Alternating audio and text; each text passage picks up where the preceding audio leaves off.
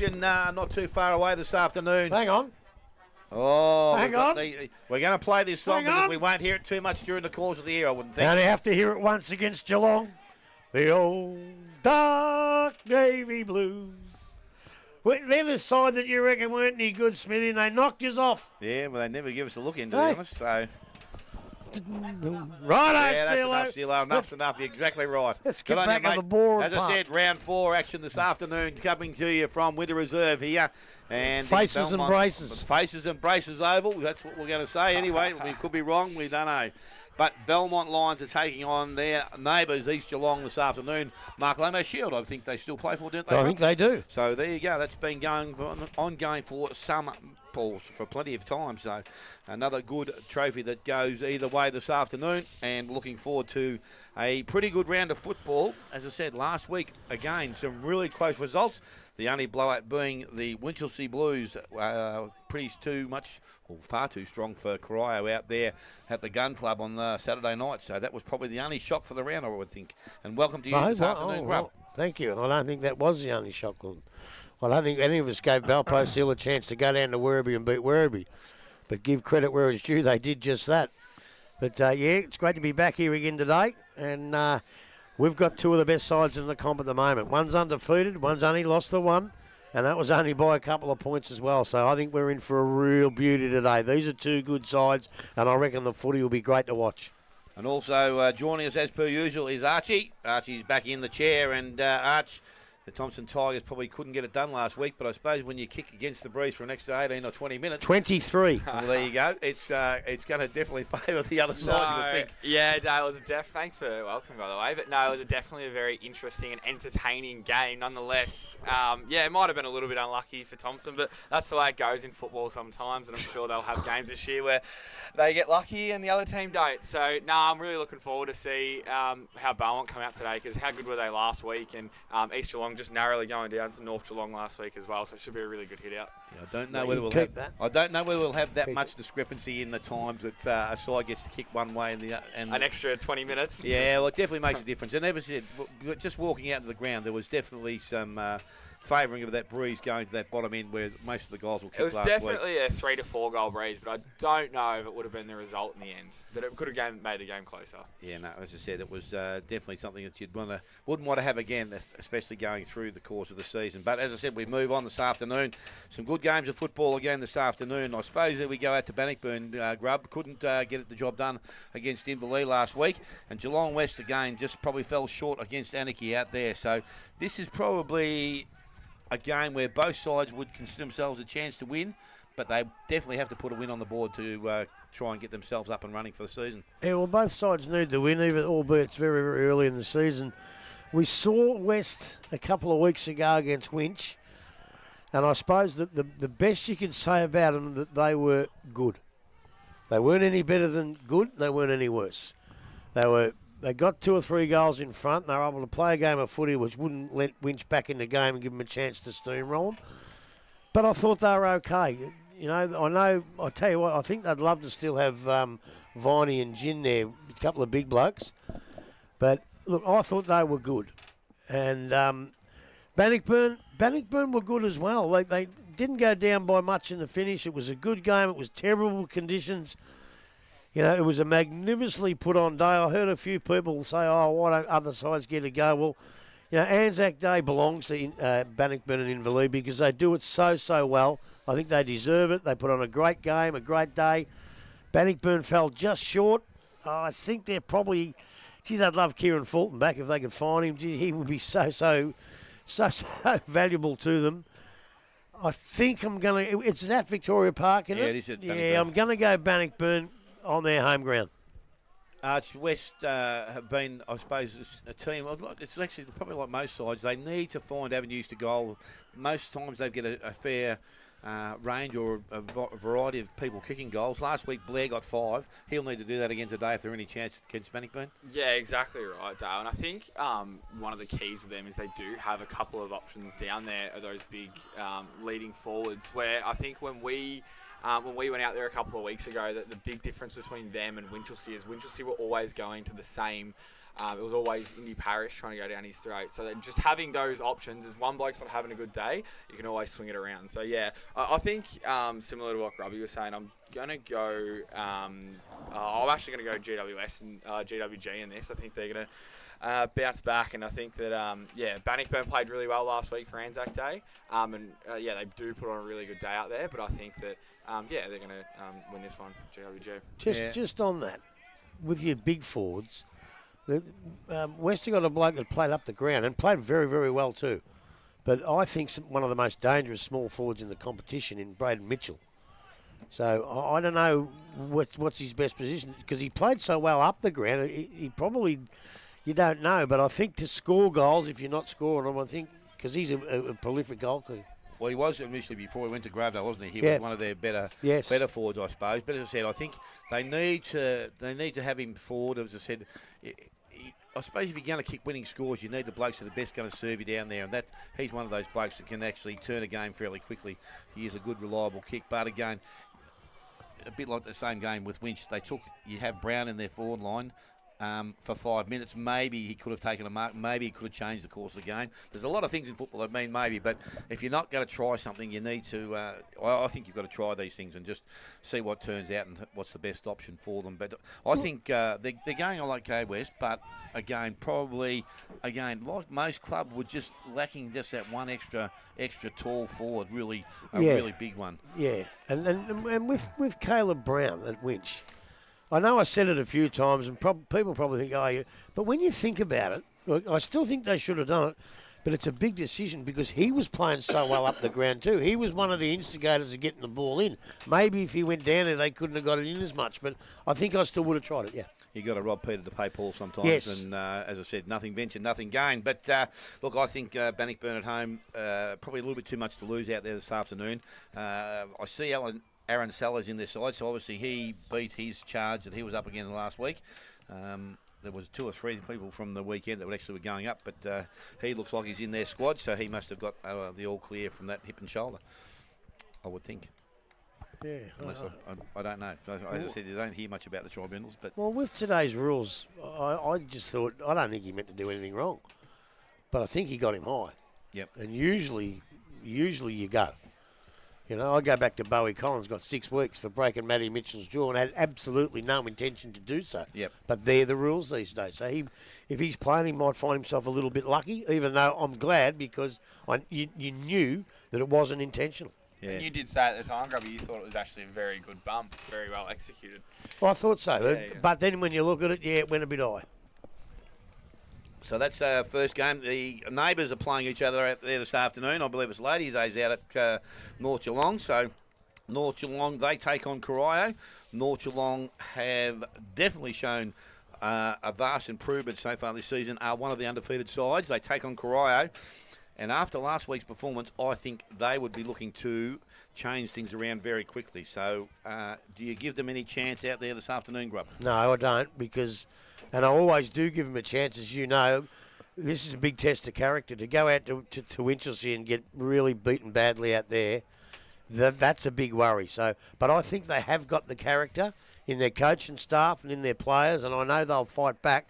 But at the moment, North Gelong, well, they're sitting undefeated on top, and I think they're playing the best football of anybody else in the league. They're very, very well coached. They've had a really good pre-season, unlike a couple of years ago when they didn't. And I just think, and it's at North too. Yes. I just think North will be far too strong. And unless Corio really fight back hard, I think North will win pretty well.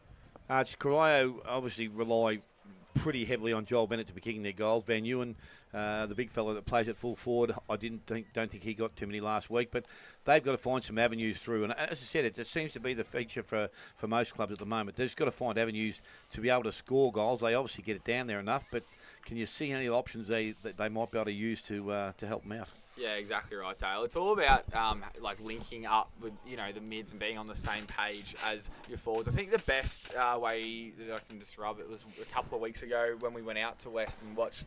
When we watched the Winchelsea game, it was very similar with the Winchelsea forwards. They just weren't connecting with their mids. So I think that's what Corio got to do. They got to try and get more linked up with their mids and their forwards and try and find more avenues. But they shouldn't be too disappointed. I mean, they started the season really well. with a great win against Anarchy, and then they were competitive against Bannockburn, I think it was. So yeah, like they just got to keep their heads up and hope that the pendulum eventually swings around, because we just hope that last week was a bit of a blemish and that they can get the job done today. Well, that's where I disagree. So they wouldn't be too disappointed. If they're going to be any good, they have to be so disappointed in their effort last week that it's not funny. They have to be disappointed with that. Otherwise, they won't play that well. They've got to be disappointed that much that they say, we can't let that happen again. Let's get that out of our system. I think they have to be disappointed, and I think they'll play a lot better if they were. I think you can be disappointed, but I think at the same time you can't let it determine your season where, you can. You can determine your season where you say, we're not going to let that happen again. Not for the worst, but for the best we can. That's the big thing, I think, is the difference between their very, very best and what they probably put up last week. They wouldn't want to see that again come any time during the course of the year. So, again, this is another one where do you sacrifice Joel Bennett a lot more and have him as a permanent forward, sacrificing through the middle, rely on the blokes that they've got into their side this year. Hall, as I said, been playing out in the wing. I'd love to see him come in and play as a midfield role. Cowan, we know, he's the bloke who'll take the spot. Yeah, and obviously, as he said to you, he's obviously struggling the first couple of weeks fitness-wise, but now he's getting into the season, a little bit older, we understand that, but he's getting a little bit fitter as he's going through. So, well, he will, Dale, but if he does start there and you can afford to start Joel forward. Yep. He is 35 years old, Cowan, and even no matter if he gets fit, he will tire. Yep. When he does tire, I think there's a chance to run Joel Bennett on the ball for a little while. Yep. And just spread that load a little bit more. The other bloke that seems to be going along nicely is Fazio for North Gelong. He seems to be getting goals regularly each week. Purcell, who's crossed over from North Shore, he got 2 or 3 last week as well. So they are now in a situation where they've got multiple options going forward and kicking goals. Blakey Miller hasn't been one of those blokes that has kicked a lot of goals. Now, whether he's spending a lot more time up the ground, you wouldn't think so, with Davis back on the side. And also, who's the bloke that rucked for him last year? Let me think. I had written down here somewhere before. Cleary, I think Cleary was. Cleary, and the other big bloke's back too, who's been playing a lot, was Mark Paranoff. Yeah. So they've got a number of options now, and obviously that's also helping them out.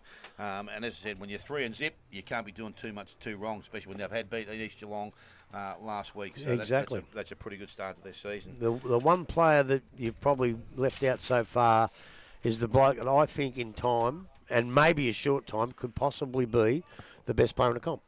And that's Rory Desnoy. Yep. He's a ripping player, and he's only a kid. He learns all the time, and I think he can be as good as anyone in the whole comp, young Rory.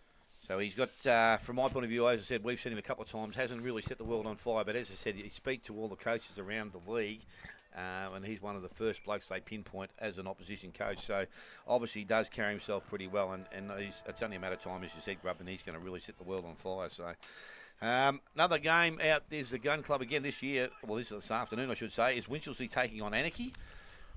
Both sides good winners last week, and I would think Winchelsea, buoyed by a really strong performance last week, will obviously give them a lot of confidence going forward. Anarchy have won some games, Grubb, but aren't setting the world on fire. They're still not quite where they would need to be, I wouldn't think. Well, just from straight out of me memory, they probably kicked themselves out of the Corio game in the second quarter. I spoke to Johnny Mitchell, and he said they could well have beaten Thompson. They really impressed Johnny. And he's hard to impress if you're opposition, as you would well know. And then I think they beat West last week. So their form is steady. Yep. And I think if Winchelsea, as we've seen, they weren't good at West. And I think if they had gone out and beaten Corio by 2 or 3 goals last week, I think I'd be going for Anarchy. But the performance they put on out there is just incredible. How much they beat Corio by. It's perplexing, really. I didn't think they'd win by that much. That being said, I think I'm going to go for Anarchy because I just think Corio put in a bad one last week. I think I'll go for Anarchy. I'm not quite sure who they got in their side, if Jake Long's playing, a few of them. But I don't know about young the coach's cousin either, Mawson. Okay. I thought he was going to play, but I'm pretty sure he didn't play last week.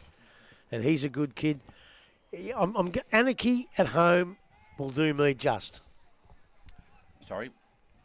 Winchelsea at home.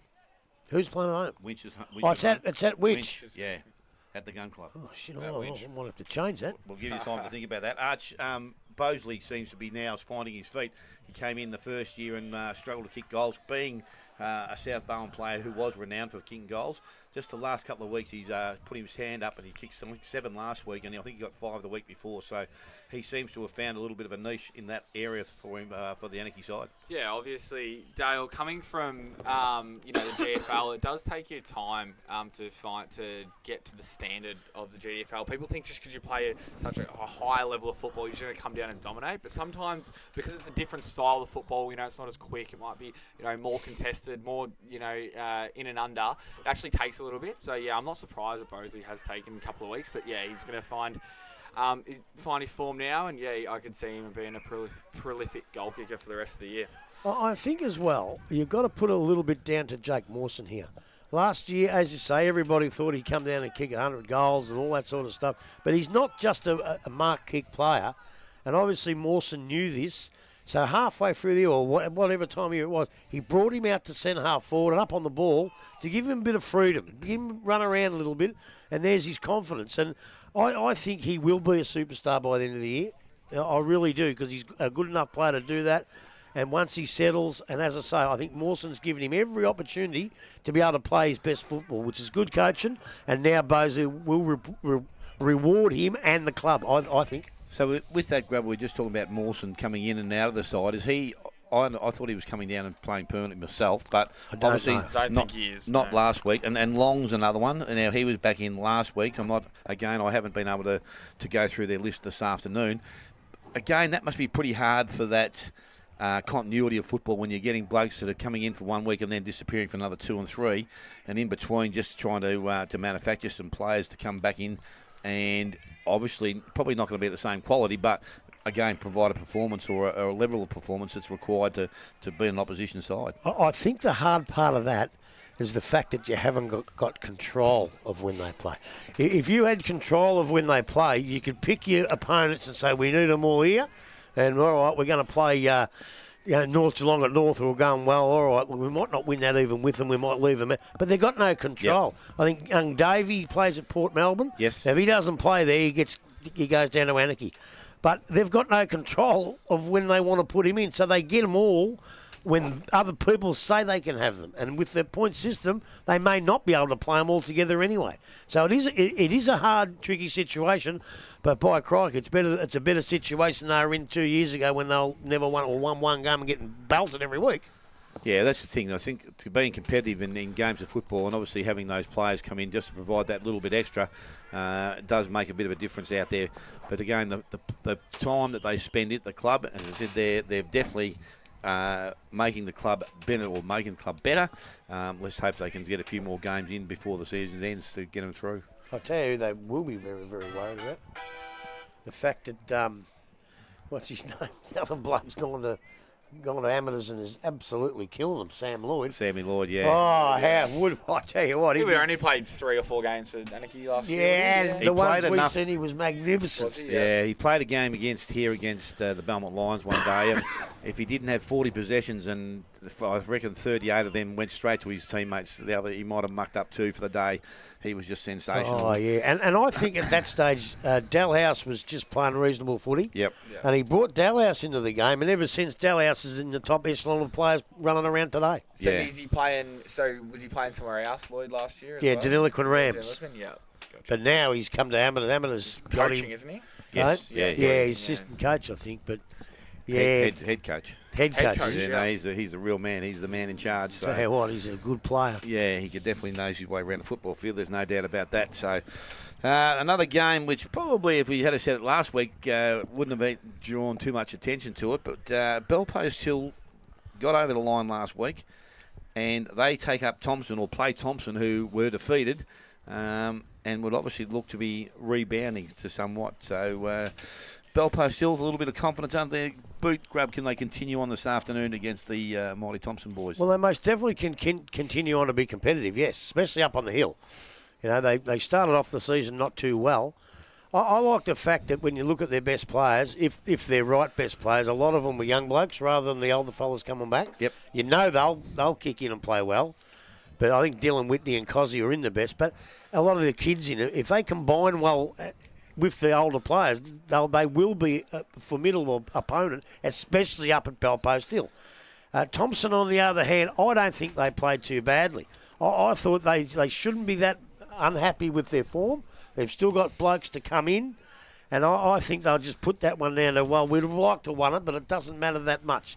And I think they'll go a lot better. The boy that got reported there is playing. Jose. Yeah. Jose. That absolutely, well, it befuddles me, really, with only because of the rules. I saw what he did, and I would label it as stupid. Yeah. A 50-metre penalty, a goal, one of the only goals kicked up that end of the day. You know, it was, and the game was close. There wasn't that much malice in it, but he touched the head. He swung the arm and touched the head. And I thought these days you at least got something, but maybe they've changed the rules. I don't know. But I'm glad he did, and now he's got the chance to pay the Thompson Footy Club back by playing a good game with none of that rubbish. And I think, on the whole, I'm still going to tip Thompson to beat Belpost Hill up there. Yeah, well, Yates is obviously back playing again now after he's spent a little bit of time off the first 2 or 3 weeks. I think a carryover suspension from the previous season. I can't believe that either. So it's nice to see that him back in because he does lead their side very well. And I imagine once he's in their side, I reckon some of their players would obviously look to perform pretty, or at their very best. Not that they don't do that anyway. They walk taller. He would make them walk taller, Grubber, and he would also demand from them that they're giving their all for the side. Thompson last week, as we said, Grub, considered to be unlucky. We also posed a question to them before the game in relation to their points, and they are playing right on their limit each week. Now, that's got to be a concern. Well, I know that Jacko McLeod played last week, and for all, as I said, known Jacko for a long, long time. I know he needs 13 games to get to his 200, and I think he was hoping to play most of them. 300, isn't it? 300, you're right. Yeah. Sorry, yes, you're right, Arch. He was hoping to play, I think, majority of those in their seconds, just to get him close and maybe play his 300s in their seniors. But he obviously was struggling a bit with that foot again, by it looks like, at the end of the game. Do you think? Yeah, I don't know if he's playing today. I didn't check the side. I'll have a look for you. I just got the app and I'm still struggling with it, Smithy, to be quite honest. Stolke showed me that this morning. He did do all right in the last quarter, though. I mean, I think he took 3 or 4 contested marks, maybe. Yeah, one. One. And it was a beauty. It was a beauty. It was the mark of the round, mark of the day, I'm pretty sure. The only way that I'm worried about their points is if that was their best side. And it's not. No. So, there's other sides that are playing with close to their points. He is playing today. Yeah, well, there you go. So if he comes out, who goes in? What's Knight now? Knight, it has to be still a 4 or a 3, I would think. Although he's not going to play till really late. Yeah. So, but whoever they bring in might be a 1-pointer. So they might not be in much trouble. Jarvis would be a 1, though, wouldn't he, if he comes back? Or he's had time off, but he was a 1, I think, when he finished. So he had a year off last year. It's either a 1 or a 2. Yeah. So that won't matter. So I think their team's unchanged last week, from last week, Thompson. Oh, no, one change in. You got Jack Wilson, a young kid, to come down, so wish him the best today as well. Well, the other thing is, too, when you're talking about points, I was going to leave this till later, but I'll bring it up now. Right? That, to me, if you play your best side and you're close to your points, that means you've done really, really well in your recruiting. And I look at it and go, 39 out of 40, they could be in trouble. That could be their best side. Yeah. Right? And that means their points are brilliant. They've done well. But then you look at Wereby, 27 points out of 40. And people look at that and say, they're doing all right. They've got young kids. Why play at 27 out of 40? It's a little bit late to do it now, but why not go out and get 2 5-pointers and play at 37 out of 40 with your best side? I think they need that. Yep. They're 0-3 and looking down the barrel. I think they need 2 more players, and if they were both 5-pointers, they'd be bloody good ones, as long as you could be able to afford to pay them and get them under the salary cap. I know there's those things go into it, but at least 1-5 and 1-4. I think 27 out of 40 is not doing your due diligence. Not doing justice to what you can actually get onto the field. Yeah. As I said, it's probably one of those tough situations. So, I know, Arch, did you have a selection, Thompson? You'd obviously been the next boy there. You'd probably think they would beat Belpost Hill. Yeah, I think that. But I think one thing we're going to highlight is how much of a surprise it was that Balpo still beat Wereby last week. I don't think us three, none of us gave them a chance. So for them to go up against them and beat them, I think that's really good, and especially because they weren't that competitive in their first 2 games either.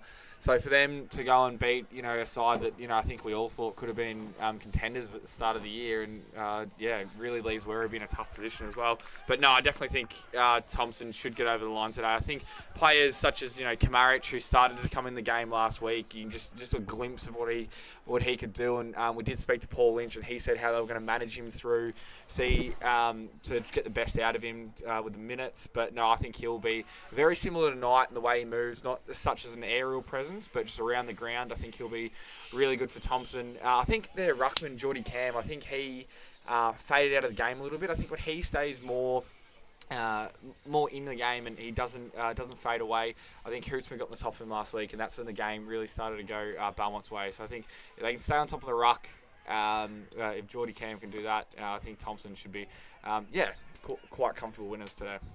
But that will change when Jarvis comes back. Yeah. Because then Cam doesn't have to play that much time in the ruck. Matter of fact, is he injured or what? Well, as far as I know. Yeah, just general soreness. And that's probably the reason he probably wasn't used to Cam. Cam hasn't been in the ruck that much this year. That's what I'm saying. Being. So he might have taken him a game, but get back into it. You might see today he might be a bit better. But when Jarvis comes back, Cam won't play that much in the ruck as well. So his effectiveness in the ruck will be better because Jarvis will be taking most of it. But do you think of Thompson nearly too tall? You've got Boyd down there, you've got Troop, Cam, Jarvis. It's a very tall team when you're going down there, and I just don't know if that's going to hurt them in the end. Well, a lot of people say that, but I still go back to the old saying: in a tough, hard game, big men don't get any smaller, and I think they'll fit them in very, very well. Don't you worry about that. Our final game before we have a look at the game here this afternoon is obviously Wereby Zip and 3. And then, as you said, Grub, have only lost those games by a total margin of about 15 points or less than that. It wouldn't even be that. They take on Invali, who had a good win last week and now would need to obviously consolidate after their win against Bannockburn. But again, it's not easy to travel down to Wereby and win a game of football.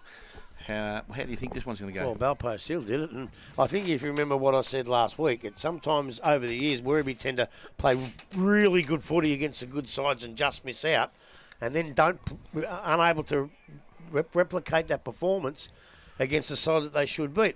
I spoke to people who watched that game, and they said Belpost Hill came to play, right? Well, why in the bloody hell didn't Wereby? Because apparently they didn't. I spoke to 8 different people that said they were lethargic, they didn't have the zip. Why? You're 0-2. You're on the brink of throwing your whole season away. And I just can't understand going playing shocking footy, with what I've been told, I didn't see it, a terrible footy and get beat. And that's probably taken away from Belpost Hill, which I should not do. So they've got another chance today at home against a side who lost a couple. They had a good win last week. They've got a chance to get on the board today. And if they don't come to play, as they call it, then they'll lose again. Yep. And Invali, I tell you what, people are saying, someone said this morning, actually, their forwards like Casey Meehan, and their forwards, the bloke I'm looking at is Mason Dixon. He's the bloke to take the mark and kick the goals. And Casey hasn't played his best footy yet. But I thought they were pretty good all round last week, defence, on ball, and I think it's going to be a close one. And because of, I believe if Wereby lose, that almost throw their season away, I'm going to pick them. I'm going to pick them to play the best footy they can play, and if they do that, they can win at home. They obviously, when you go back through their best players from last week, you got Crennan, Culliver, Daly, Sutton, and Carlton seem to be regular members or features in their best players during the course of the season. Do you reckon there's a reliance upon those group of players to do this week in, week out, and that's where they're not quite as good? We know they've got some class up there, like obviously McDonald's not a bad footballer. You know he can kick goals. Saliba's another young kid that's been kicking goals. They just need to find that mix, I suppose, with everybody just doing their bit to make sure they get a result this afternoon. Yeah, exactly, Dale. And, obviously Culler over there is a, star of the competition and, he's a premier player. But I don't know, maybe it's a bit of, he's trying to leave it up to someone else and not taking the responsibility upon themselves. Maybe it's, it could be culture issues. It could be training standards. They've got 3 teams, so they've got the numbers there. They've got they're getting the people to training. They should be up and firing. I think, if they lose today, it's basically season over. I mean, coming back from 0-4, it's very, very difficult to do. On the other hand, I think Invali coming up against them. I mean, they just showed. I didn't think they were more classy than Bannockburn last week in the week. I didn't think they were more skillful. I just think they wanted it more. And sometimes that's what it comes down to in footy. And I think if they show the same ticker they did last week, they could 100% roll over Wereby today and probably end their season. Their blend that they've got at Invali, obviously they've got a lot of younger kids coming through now at this stage, and obviously they not so much rely, but they want their better players to play up. We spoke about Casey Mean, Grub. I think he was carrying an injury early in the season, but again, he's obviously now, if he can get some time into his game, I know they're missing Dalton Grundle and there's not too many more, but a couple of blokes last week spoke about Bacon. Warren, I've got good size. Liked them both. Yeah, they sort of did their bit that they needed to, and obviously they're going to need to continue along those lines to make sure that they get up. We know Bowie Collins is always going to do his work through the middle, and with Jared Love in there also, they have got some pretty good midfield to be able to win a lot of possession out of there. Yeah, definitely. And if you look at that, Werribee best players tonight, I want to see Houlihan in there. I want to see Donnan in there. I want to see Robinson in there, because they're their recruits that are going to make the side better than what they were last year. Yeah, I think Houlihan might have got a mention last week, actually. Did he? Yeah. Yeah, well, I want to see them, your Brad Carltons and your Tyler Crennan's winning the athlete's foot? Yeah. Player of the year. Yep. He's equal winner of that. So you know what you're going to get from him. You've got to get some stuff out of your new blokes. Otherwise, you won't be any better than last year. And at the moment, if they lose today 0-4, the only thing that helps them out there is it's going to be so close to competition that if you win a couple after that and go 2-4, you're probably only going to be 2 games out. So there's always that chance. But the confidence drops. As you say with Invali, Bacon, I like Bacon. He was yummy, as you said last week. But as you said, Bowie Collins is as good as anyone in the comp. As I said, I like Mason Dixon. Look, they're a good side, Invali, but are they good enough for the top sides? That's what we're going to find out over the next few weeks. The only other thing I'll say about Werribee is, yes, they've got Saliba and McDonald as small forwards. They've finally bit the bullet and sent Sutton down, who kicked 3 or 4 goals last week, back to full forward. Yep. So that seems to be like something that might work for me, because this new Robinson, the big bloke, he's gone to the full-back position. And you got your mate Linehan Cunningham in. So on paper, I look at them. I get sent the side every Friday morning, and on paper they look pretty good. But you don't play footy on paper, Smitty. You play it out on that grass, and that's what they've got to start to do. That's exactly right, Grub. So, look, I hope, Steelo, you're back in the studio there. We might take a short break before we come back and look at the final game here this afternoon. We're also going to go through a group of players, or do you want to keep rolling? No, I just want to say one thing. I got a text message. Yep. Mawson will probably play 5 or 6 games for the year. Yep. And whoever says Thompson's too tall is a flog.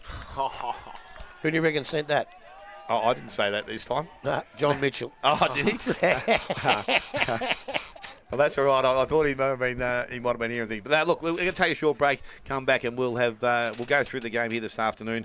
And we're going to go through some players that we would love to come and watch on a weekly basis. You're listening to 94.7 The Pulse, your home of local football.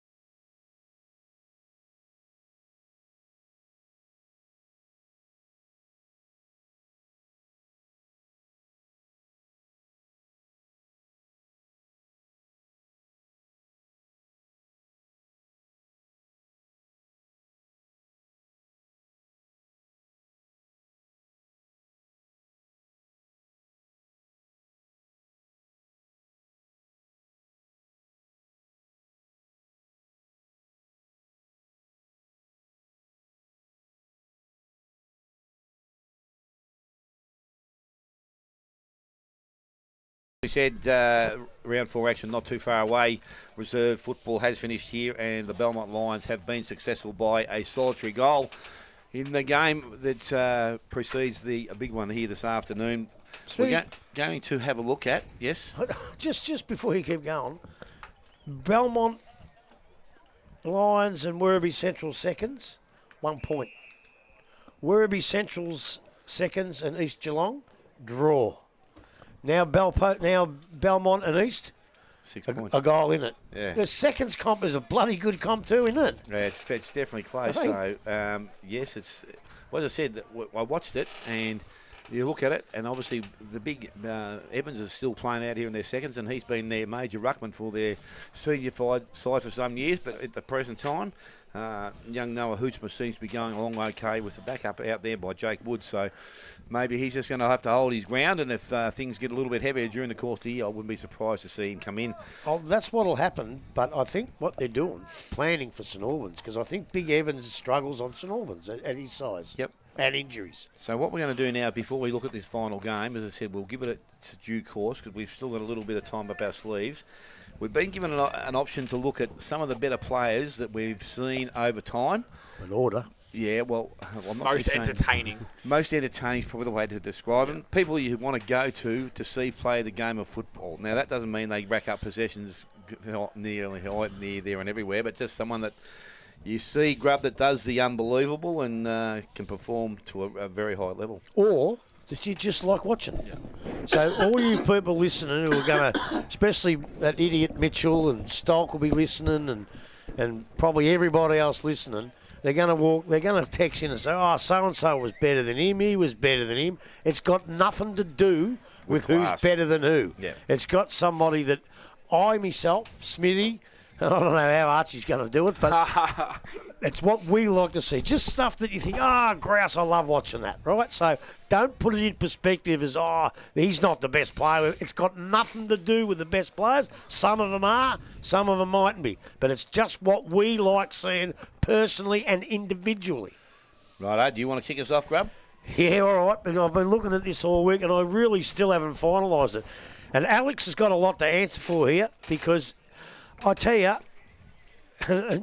since 1984, what's that, 40 years, yep, right, to say the players that I like to watch, I could fill an exercise book. And he's going to make me narrow it down to 5. Well, I'll tell you what, he's not making me narrow it down to 5 because I'm going to throw in a couple of, well, lately, like, I love watching Buck Donahue play. I reckon he's fantastic, and I love watching him play, and he hasn't made my 5. But it's not in order. So, and there's a lot of different reasons. And they're reasons that I like, right? And the first one is Barry O'Toole. I love watching Barry O'Toole play. He kicks goals, which you love seeing him do. He's a pack mark. He used to take a couple of speckies now and again. He would give you one in the chin whether you deserved it or not. He had that little bit of... Yeah, and mind you, never got reported much either, Barry. You'd be very surprised. But just the way, if he played well, the side played well. But I just love watching him play. He was just Barry O'Toole. And, of course, the way he separated for years, Jason Doherty called, it's a Barry O'Toole celebration. He was the full package that I like to watch. So Barry O'Toole is in my 5 that I like to watch. I hope you're old, because the next bloke was back in the, I reckon, 80s. But a bloke who'd grab the ball off the wing or half back would run and run the whole length of the field almost. No one could ever catch him. If a bloke came at him, he'd beautifully balk him, blind turn him. Or put the hand up and run through him. Yeah, unbelievable. He would kick a goal, or he would give it to a bloke that would. And that's David Cook from Anarchy. He was just he was so fast, but he knew when to run. So you might get a sprinter who might be faster than him over a race, but they would never catch him on the footy field. And he was just a treasure to watch, David Cook. My next one, well, I love this bloke. I seen him kick a scissor kick goal one day like the soccer players do. I ain't never seen that before anywhere. He could take the greatest marks you've ever seen, and then on the ground, I seen him kick one from the boundary line. It wheeled, rolled around and went through, and that was Paul Briggy from North Geelong. He was just Look, he's not going to be in my top 10 if Alex ever asks for it, I don't think.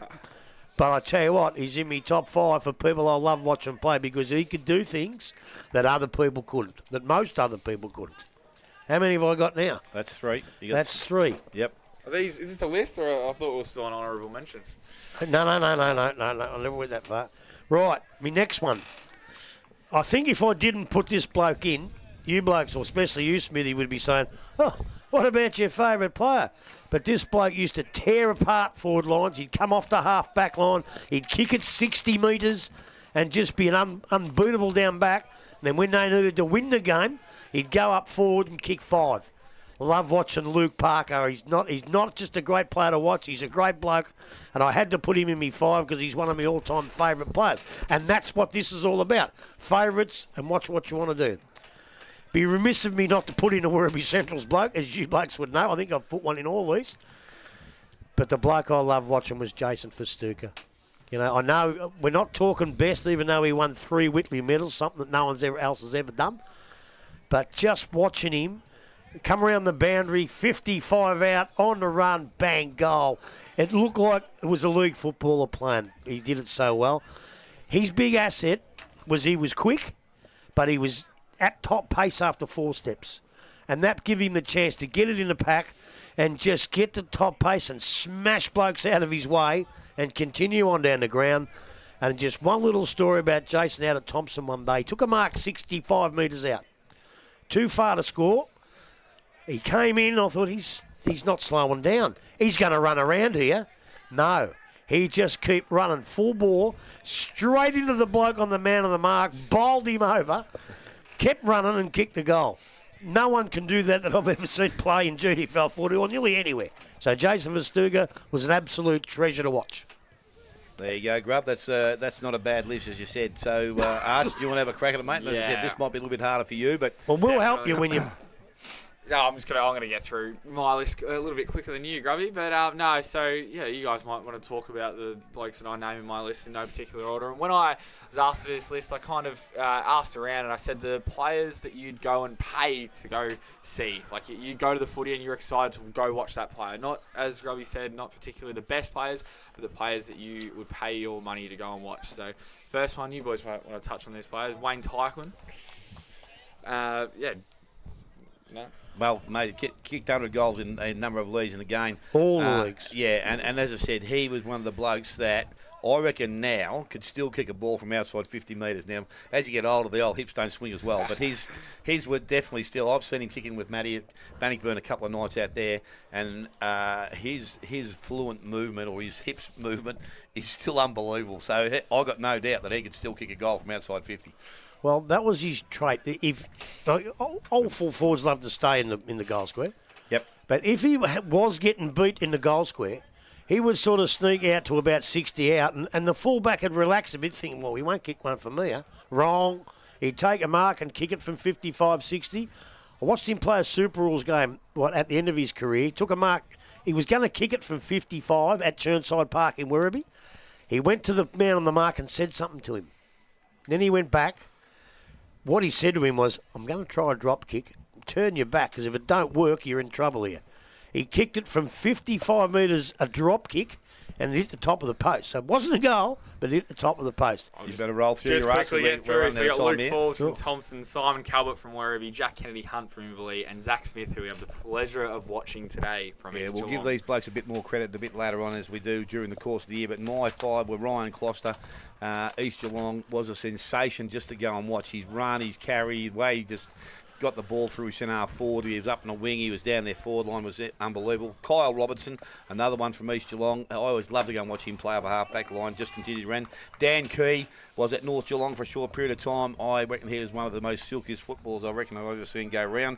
Troy Snappy's Colleger out at Bannockburn, sensational. And also Simon Cobber gets mine for his marking prowess.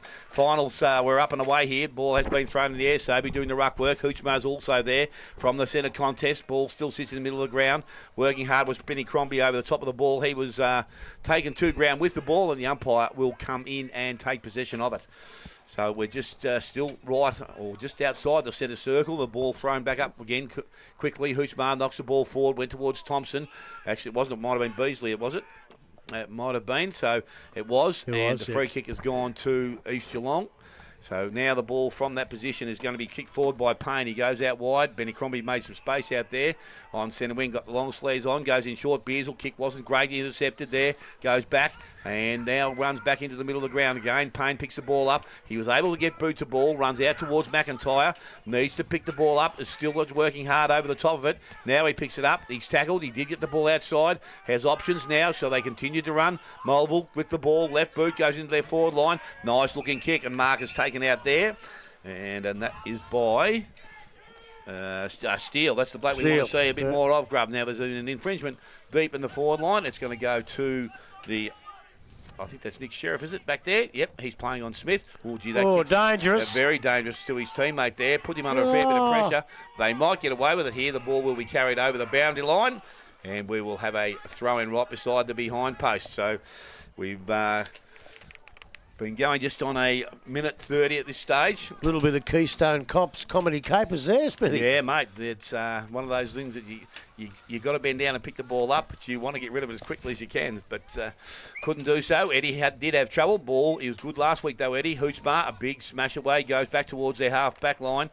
Michelle was there, and he couldn't take the ball either cleanly, and it's gone back over the boundary line. So again, throw in, and we say the forward 50. We're not too sure that's an exact 50-metre arc there. Now, I never got the umpire sent to me this week, but one of them I can say looks like Big Timmy Tingeri again, is it? Could be, yes. So umpire now just with the ball on clubroom side of the ground, right on the half forward, or the 50 arc. Ball from Hootsmar comes down, picked up McIntyre, right boot, going back into their forward line. Steele did that nicely, possessing himself, but then couldn't take the mark. Ball just trying to come out of that contest. Unfortunately, there's a number of players around it now, and it's going to be held up. Umpire will come in and take possession of it. Still deep into attack, and they're doing a fair bit of the attacking at its early stage, East Gelong. Ball from that ruck contest. Didn't even see who that player was. It tried to force his way through. Umpire said he took them on, and the free kick will go to East Gelong, and McIntyre will be the recipient of that. Didn't play last week, Johnny McIntyre. He wouldn't have missed too many either, you wouldn't have thought. No, and I think the big fella Sobey didn't play. Is he in the side today? Yes. Yeah, the big fella was out there. I did see him out there. There's two welcome returns. Very handy, both players. So McIntyre, the first chance of the afternoon to put a score on the board, comes in. That kick didn't look too good off the boot, and he has brought it up a little bit too short. A minor score to East Gelong. So they move to that solitary behind. We've gone just over 3 minutes, and we are in the Buckley's Entertainment first quarter scoreboard. Player visibility should have kicked that. It's going to be Eddie here. Goes down the line, exiting defence for Belmont. Oh, and it's a good mark over the top by Hootsmar. That'll do his confidence wonders early in this game. He's going to head further down towards the forward 50. Allett might jump over the top. He doesn't go for the mark in the end. Ball comes out now. I think it landed to Marnie. He goes over the top trying to find, and they might kick the first goal here. Belmont straighten and goal! Wiley. They got the ball in quickly. Davey Allett was involved, and I think it was Marnie sent the ball inside 50. Wiley on the end of it turns around and kicks the first goal of the day. One straight. Belmont on the Buckley's Entertainment scoreboard. Oh, I can't see what happened there. Like, East Geelong's defence is very, very strong, very, very regimented. But all of a sudden, Wiley was out. He had 30 metres. There was near him. There was 3 or 4 East Geelong blokes down there, and they weren't within 30 metres. I don't think they seen him go. That's very surprising. And once that happened, it was an easy goal for him. So they've really got to get on their men down there. No matter, I know they come up the ground, but they got back and just didn't see him. Back in the middle now. Hootsmar up there, wins the tap down to Marnie again. He set up the last goal inside 50, over the head it was of McPherson. Ball down now, couple of crummers, they might win the ball back again here. Beasley was involved, handballs over the top to Vermeulen tackled, keeps the ball in now. East Gelong going to go outside to the centre wing, win the ball back, couple of players, good handball out wide now. They're going to start working the ball. East Gelong get it towards their half 50. Couple of players for Belmont in the end. They're going to go on the outer side. It was good, quick hands by Michelle. Now coming in inside the forward 50. They're going to go in the direction of Zach Smith. Zach Smith, and good mark taken in defence on that occasion by Slorak. That's twice now he's beaten Zach Smith's one out. He's got to make sure he's getting into space as they're going to move the ball quickly to Eddie. Eddie further up the field. Belmont going to control possession here. On the outer side, towards centre wing, in the middle of the ground. It's a great kick. And he hits up Evans. Evans going to go one more for the switch to Wilson, who had a great game last week. He's got the runner on the outside if he wants him. No, leave it. Still might use him. He's going to go inboard. Oh, great smother coming back the other way by Zimmer. They might not get possession back here. Wilson goes and finds his own ball that was smothered. Handball back, trying to go through. Probably should have handballed off to Crombie. They're going to go through the outer side now, though. East Gelong, can they find a target over the top? It's a good kick, and it's a great mark taken. The Hoff. By Hoff. Hoff now just attacking side of centre wing, has the ball. He's waiting for some options around the field. Sees one a little bit wide. Lemper comes up at the ball. Can't take the mark. Well, I reckon they might have went off the boot there. And Charman has kicked it out of bounds on the full. Free kick goes to Wilson. So Wilson just in front of where we call. You don't have to be dead to be stiff, Smith. Nah, that's a bit unlucky there, Grub.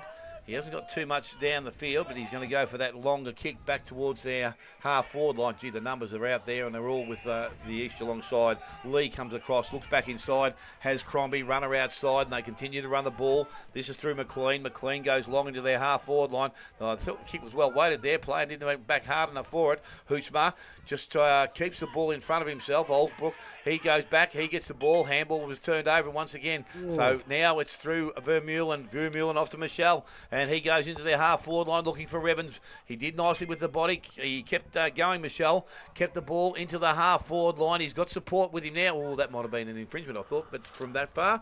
But the play has now been gone through and pushed through for a minor score to the Belmont Lions. They move to 1-1, and East Gelong 1 solitary behind. 7.5 minutes gone.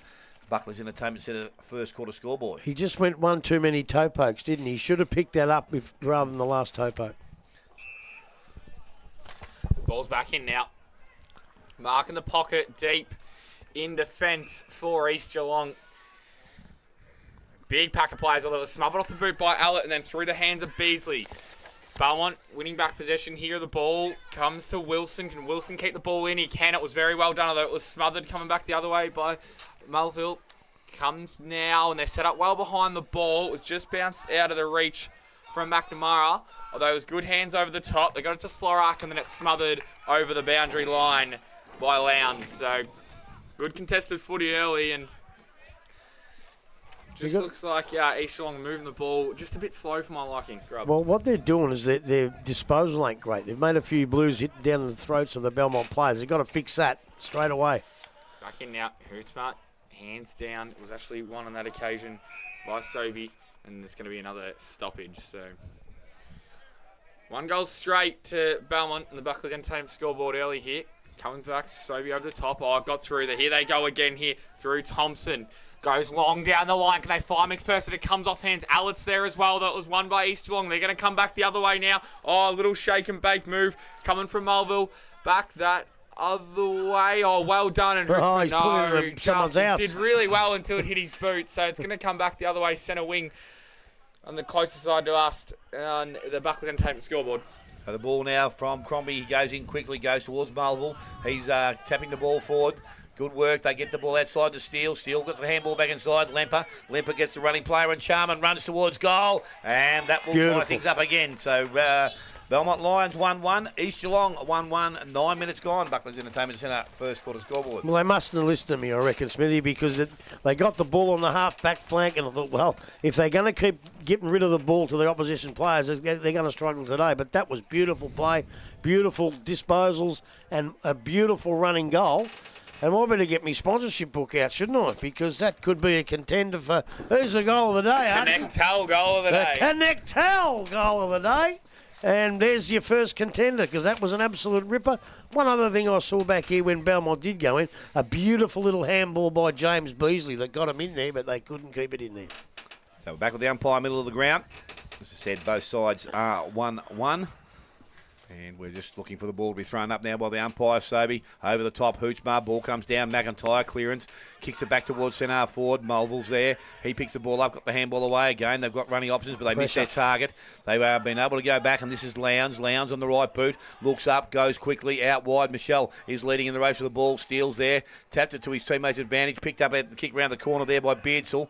But going back, McNamara takes the mark. Kick across the face, and that will be okay. Eddie is there in space by himself. Again, further around the boundary line to Beasley, back inside to Slorak.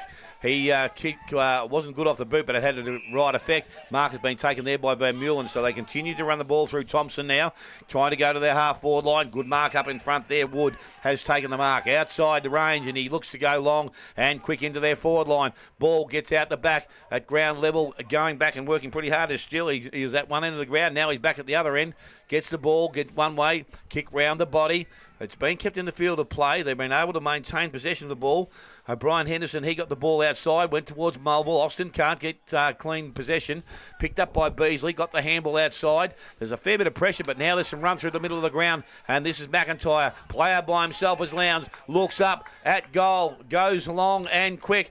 Smith is in best position to take it, but unfortunately it runs through for a minor score, which will see East Gelong now take the lead. They move to 1-2, leading Belmont Lions 1-1. Slorak quickly got it out wide to Eddie. They go to centre wing now on the outer side. Good contested mark taken over the top there. I think it's Evans. Good mark in the contest there, and he's going to take his time, find the right player, and he does. Great movement up the field. So Belmont have looked composed as they're going inside 50 here. They're going to go the handball back to Eddie. Here they go. McPherson in best position. Just over his head and it's punched out of bounds and over the fence. So we'll have a ball in 40 metres out from Belmont's goal. 1-2-8 to 1-1-7 on the Buckley's Entertainment first quarter scoreboard. Ball's moving quickly, Grub. It is. It's a really entertaining game to watch, actually. Two of the premier sides of this comp. Well, that's why, yeah. We think that will be right at the end of the pointy end of the season. The ball comes back down now. Well run out by East Gelong. I think Crombie was involved as well. Now they're going to try and go to the outside. Although McPherson, did he catch him? No, he didn't. So it was rushed behind. It was close. He was on his tail there, Benny Mack, and just couldn't get the tackle in time. So another behind to Belmont on that occasion. East Gelong, they've been probably more slow coming out of defence, and where Belmont have been that quick ball movement, which has kind of shocked the Belmont defenders, or the East Gelong defenders, should say, as the ball comes back down now. Then that line, Packer players control blanket over 10 of them, and there's going to be a free kick for throw. So they're going to move it quickly on the outer side wing now, up to and trying to find Hoff. They do find him, so he's going to go inboard now. It's a great kick. We've got a couple of players inside 50 moving quickly. One of them is Lemper. Can they get the ball down straight? No, they're going to go short to Beardsall. Here's Beardsall. He's got Lemper and Smith long if he wants to go there. He's going to try and go further out wide, and the kick was misdirected, so it's going to go out of bounds. It was trying to find Steele, but we're going to have a ball in 50 metres out from East Gelong's goal. Exactly. It was an absolute terrible kick from a bloke that can really kick a football well. So the pressure's on early. That's fair enough. So ball now in front of the club rooms here at the Belmont Lions. Will be thrown back in by the umpire. Obviously Hoochmo down doing the ruck work. Don't know whether that ball be called a throw before it was actually a throw. It was just a tap to advantage, wasn't it? I thought so. Yeah, looked like a good bit of play. Anyway, the ball now in the hands of McIntyre. Gets the handball back to Beardsall. Beardsall actually looked like that he threw the ball look out. Like a throw, that one. That's exactly right. The ball gets back towards centre wing, but the mark has been taken out there by O'Brien Henderson. So he's going to put East Gelong back into attack. So he sits just on centre wing. Is asked to play on now by the umpire. Loads up, goes longer into their forward line.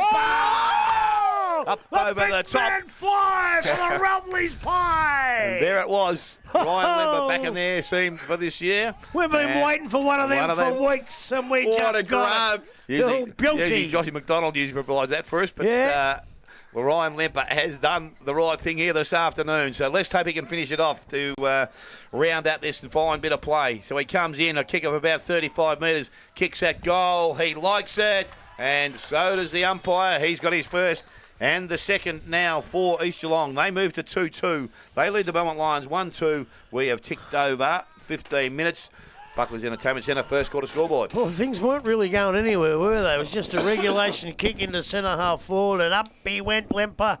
And I reckon we take the Routleys pie track round his house tonight, because I reckon it's going to be hard to beat for the Routleys. Mark of the day. I think that's one of the marks of the year, Grub. Well, it'll take some beating. It'll take some beating. The replay. So they're back in the middle now. You ever been to Routleys? Some of the greatest pies and cakes in the world. Back in now. In the Wood this time was in the ruck. This time was Wood. Doesn't win the tap down now. It comes in the path and not quite finding the ball. And then occasion is Lowndes that comes back out now. Here is the man who just took the great marker to go inside 50. Throw Brian Henderson trying. It's an up and under kick just in the path that Eddie couldn't quite. Smith there as well, but it was a great tack. Coming back, it was Steele. Great tackle coming back the other way. I reckon that's 3 times Steele's got his hands on the ball in the air and just hasn't quite taken. When he does, look out. Ball up 35 metres out from East Gelong's goal, coming through the other way. Smith involved there as well, but it's a good kick coming back the other way by Michelle. East Gelong seemed to have the numbers, or could have been an infringement. Umpire says play on. So be it was, who I thought could have had the free kick. They're going to go inside through Wilson. It's a one-on-one contest. Was the mark taken? No, it wasn't. East Gelong get the numbers back, although it's well fought. A couple of players involved, one of them being Stapleton. Comes through, gone. Umpire says play on. Got a handball. Still play on. McPherson now with a great tackle. Did he go too long? He didn't get a handball, so it's going to be a free kick, and McPherson's going to have a shot from right on the 50 mark. If it is 50, it's more like 40 metres, you boys reckon? So yeah, I'll go with the umpire there. There was 2 very, very similar ones. They both had prior opportunity. They both took a fair while to get rid of the ball, but the Belmont boy got a fist to it, and the East Gelong fella didn't, and that was the difference. So McPherson, he kicked 3 or 4 last week, boys. Best on ground performance. Be ready to continue his great form this season. The vice captain at Belmont Lions comes in, looks a good-looking kick off the boot, and he slotted it easily. The celebration to go along with it as well. So it'll be 2-2-14 to 2-2-14. Game's all tied up with 17.5 minutes going on the Buckley's Entertainment first quarter scoreboard. Early in the piece there, where the ball was brought to the ground after that one-on-one contest, it could have easily rolled back. As you called it, Arch, East Gelong had the numbers. But the Belmont boy was able to keep the ball in front of him and move it away from their goals and put it in the path of some Belmont players. So McPherson started well. He's in line again. Who knows? He might spend the whole week down at the Hotham Hotel eating Wagyu steak and having beautiful cold beer at the Hotham Hotel. So we're back in the middle once again. Sobey doing the ruck work with him against Wood. Ball comes out and again cleared away. Marnie did that with a bit of strength. Got a long kick going into their forward line. Brian Henderson, he went up, took the spoil away. He couldn't take clearance of it. Picked up Beasley round the body. Tell you what. And I'll tell you what, they got one pretty quickly. Now they've got another. And they take the lead. They are moved now to 3-2. The Belmont Lions, they lead East Gelong on 2-2. Ticked over 18.5 minutes. Buckley's Entertainment Centre, first quarter scoreboard. I really, really like this kid. He's in everything. He does everything right. His disposals are brilliant. And I tell you what, his kicking's good. We put up for the Connectel goal today with a snapshot up the other end. Well, there's another one. Because I just like this kid. I thought he was really good last week. Yeah, he did. He's obviously a new recruit. Is he Bowen Heads from there, was it? Yeah, I think you asked me last week and I told you, but both our memories, Yeah, I know no, you're we're a not- fair bit older than me, but both our memories are not Shot. great. Shot. But I think I can look somewhere. If you've got that at the hand, grab it, that'd be good. But yes, no, he's definitely found his niche at this level anyway, and he's playing some good football for the Belmont Lions. So we're back in the middle of the ground now, and we're going up against Wood and also Sobey. Wood up early. Sobey stayed on the ground, tried to get the ball through. Monahan's there. No, it wasn't. It was Crombie trying to get the ball through. Picked up there. Allett got a little right boot, goes back towards SNR forward position, coming out. Again, Beasley able to get boot to ball, runs it into their half-forward line. McPherson clean pick up, then he was dumped. Umpire says, let's have it back. And he is asking for the ball just inside their forward 50. Midfielder from the Western Eagles, Smithy. Western Eagles, that's right. Yes, I do remember that now. So do I. So the ball now is Oh, thrown up. Coot. I'll ask again next week, so just keep it handy. So the ball comes out of that contest. Crombie tries to get the handball over the top, only as far as Allett. He couldn't get through the contest. Now there's a player being tackled again quickly without any prior opportunity. Umpire will call for the ball and get it back inside their forwards at 50, so they're working pretty hard now, the Belmont Lions. Ball from the ruck contest, comes out the back, goes back, picked up out there, and that was Wiley trying to force his way through, but the ball's been turned over, but it's going to come back pretty quick, so the mark has been taken out there by Pelham. He looks to go short and flat. Ball wasn't great off the boot, but it's got to where it needed to be. Beasley's trying to work hard. Wilson's also there with him, and players now on the ground. Umpire will call for it back once again. So we're still working with the ball just outside or on their forward 50. And Wood is pushed down there. And again, Sobey is also there. Ball from the contest. Picked up. Wilson goes on the left boot. Goes back towards goal. Howler bounced. Lee did the right thing and pushed it through for a minor score. So 3-3 now the Belmont Lions. 2-2 East Gelong. And the 21 minutes gone. Buckley's Entertainment Centre first quarter scoreboard. Melville to return the ball here for East Gelong. Just goes short to the pocket on that occasion. Christine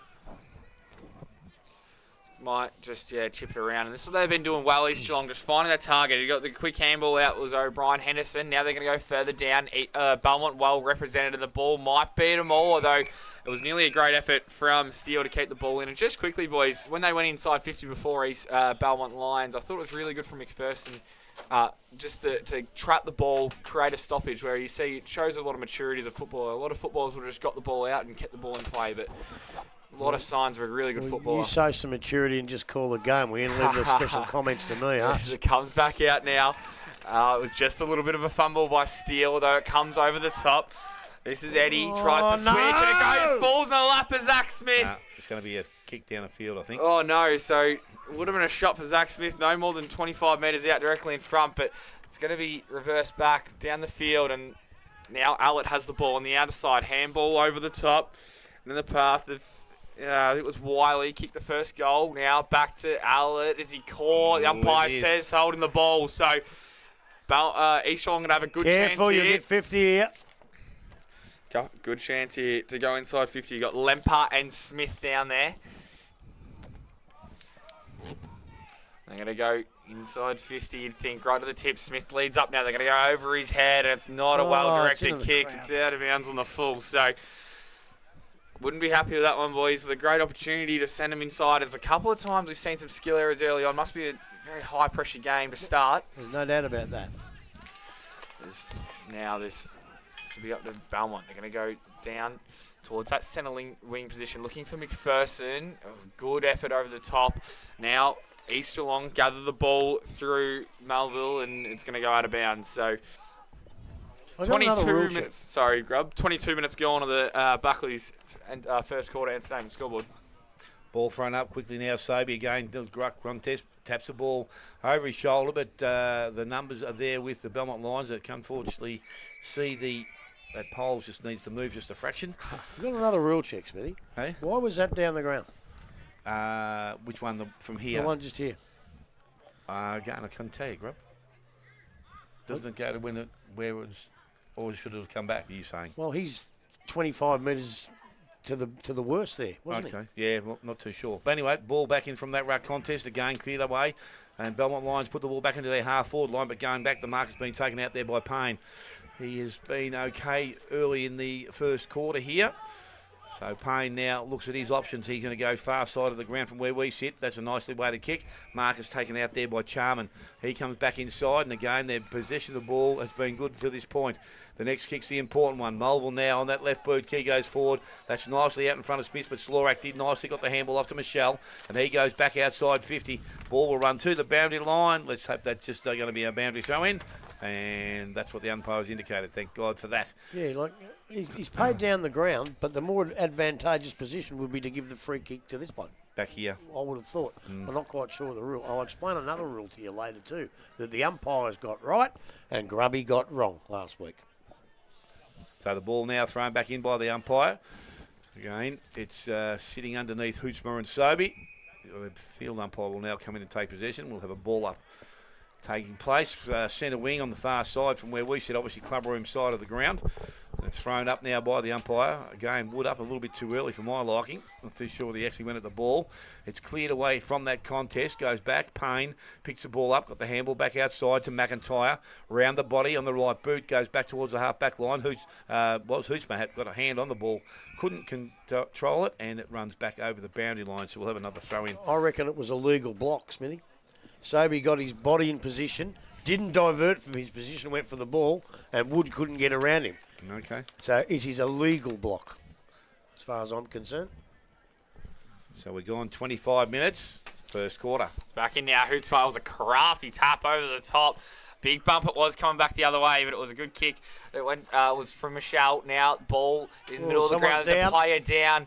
It could be, I can't see at the moment, but there is a player down, although Belmont are going inside the forward 50. One out is Allard. He's not in a great position. The ball didn't get over the back. Here's Wiley. Can he get the hands out? It's a great tackle. How's the umpire going to see that? Not holding the ball. No prior opportunity. It's in the hands of the try. Who was it? Stapleton, I think. Oh, I thought it was Allen. But a bit of friendly fire. They're going to have a blood rule here, so he's going to come off. Hope he's all right. Looks a little bit proppy, but it's good to see him on his feet moving.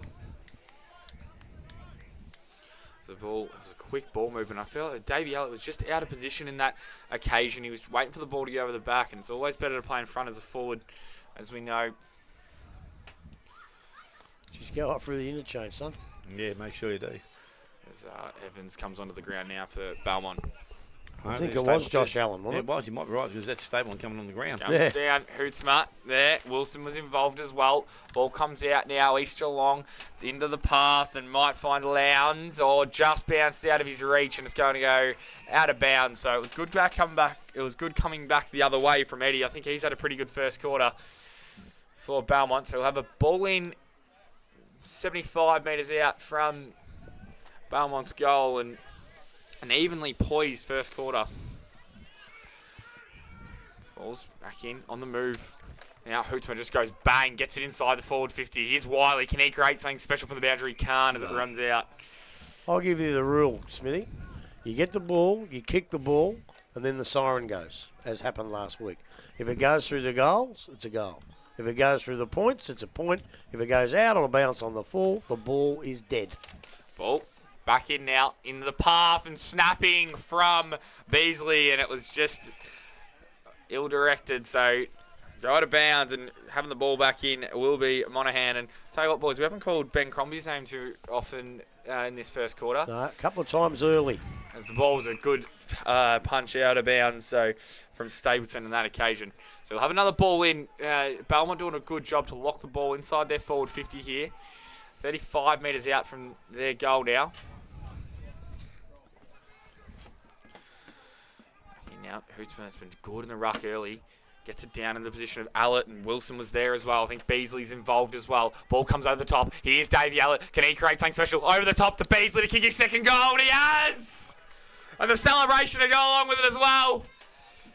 Belmont just continuous forward 50 entries, and eventually get the goal, and it was a good one at that, Grub. It was, and well, you better give us the scores first on the board. Yep, 4-3 to the Belmont Lions, 2-2 East Gelong. On the Buckley's Entertainment Centre, first quarter scoreboard. Thank you very much. When Allett got the ball, he had a fair bit to do. He had blokes hanging off him. There was a hold in the ball in the making there, but he was just brilliant. He wheeled around. He handballed it beautifully off to Beasley, and Beasley didn't let him down. And there wasn't much.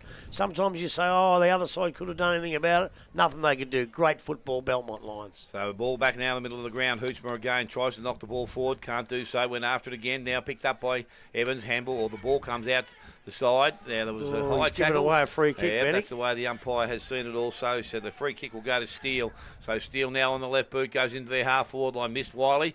And out the back, the mark has been taken there by Mulville. This is Austin. And he's going to transfer play on that left boot. Goes back towards centre wing. Mark out there. Lemper went up. Mark not taken. Crombie did the right thing. Stayed on the ground. Couldn't pick the ball up cleanly. Again, now it's picked up. Handball comes outside to Steele. Steele looks up. Goes into their forward line. Smith and Slorak. Smith did that pretty well, I think. Just a little hand on the hip. And the ball has fallen into his arms. So from right in front of the club rooms now, he's going to look to play on. Not too sure he was looking for, but he kicked it straight to the hands of Eddie. And he has taken the mark about 15 metres out from goal. What was he thinking there? Well, it is a real tough shot from there for goal, but that was a poor kick, Zach. Eddie brings the ball back outside 50 now, goes outside. Mark, good strong hands out there. This time Jack Evans. So Evans outside his his defensive 50. Telling Tomo to turn round, but he didn't hear him. So that's a nice kick into the coach in Vermeulen. And he is still defensive side of centre wing. Got players in the middle of the ground. He hasn't looked there. Will he go to Hootsman now? No, he's just going to go down the line. Looking for his teammate, but the mark is not taken out there. Ball hits the ground, picked up out there. Handball goes back inside. Beasley could have a third. Looks, runs, kicks at goal. Oh, I think it hit the post. Yep. Beasley with 2 goals. One. East Belmont Lions with 4-4. They lead the East Gelong side 2-2. And we have ticked over 30 and a half minutes. Buckley's Entertainment Centre, first quarter scoreboard. Is East Gelong going to exit through the outer side now? Here's Ollis. Just might take the time. He's telling his players to move on, and then he just dances around the player on the mark now. Who's going to fly for East Gelong? It comes down hands. There's Crombie. Gets hands out now in the path of Smith. Can he wait for the ball? He gets it to bounce. Now he's trying to get around. Did he dispose of the ball? Umpire says yes.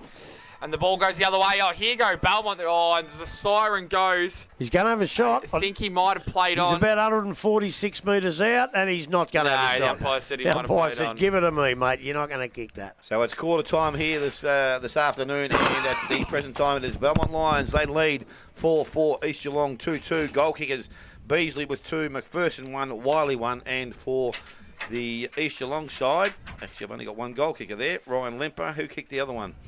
I can't think now. We'll take a short break anyway, come back and hopefully have that picked up on video or something somewhere.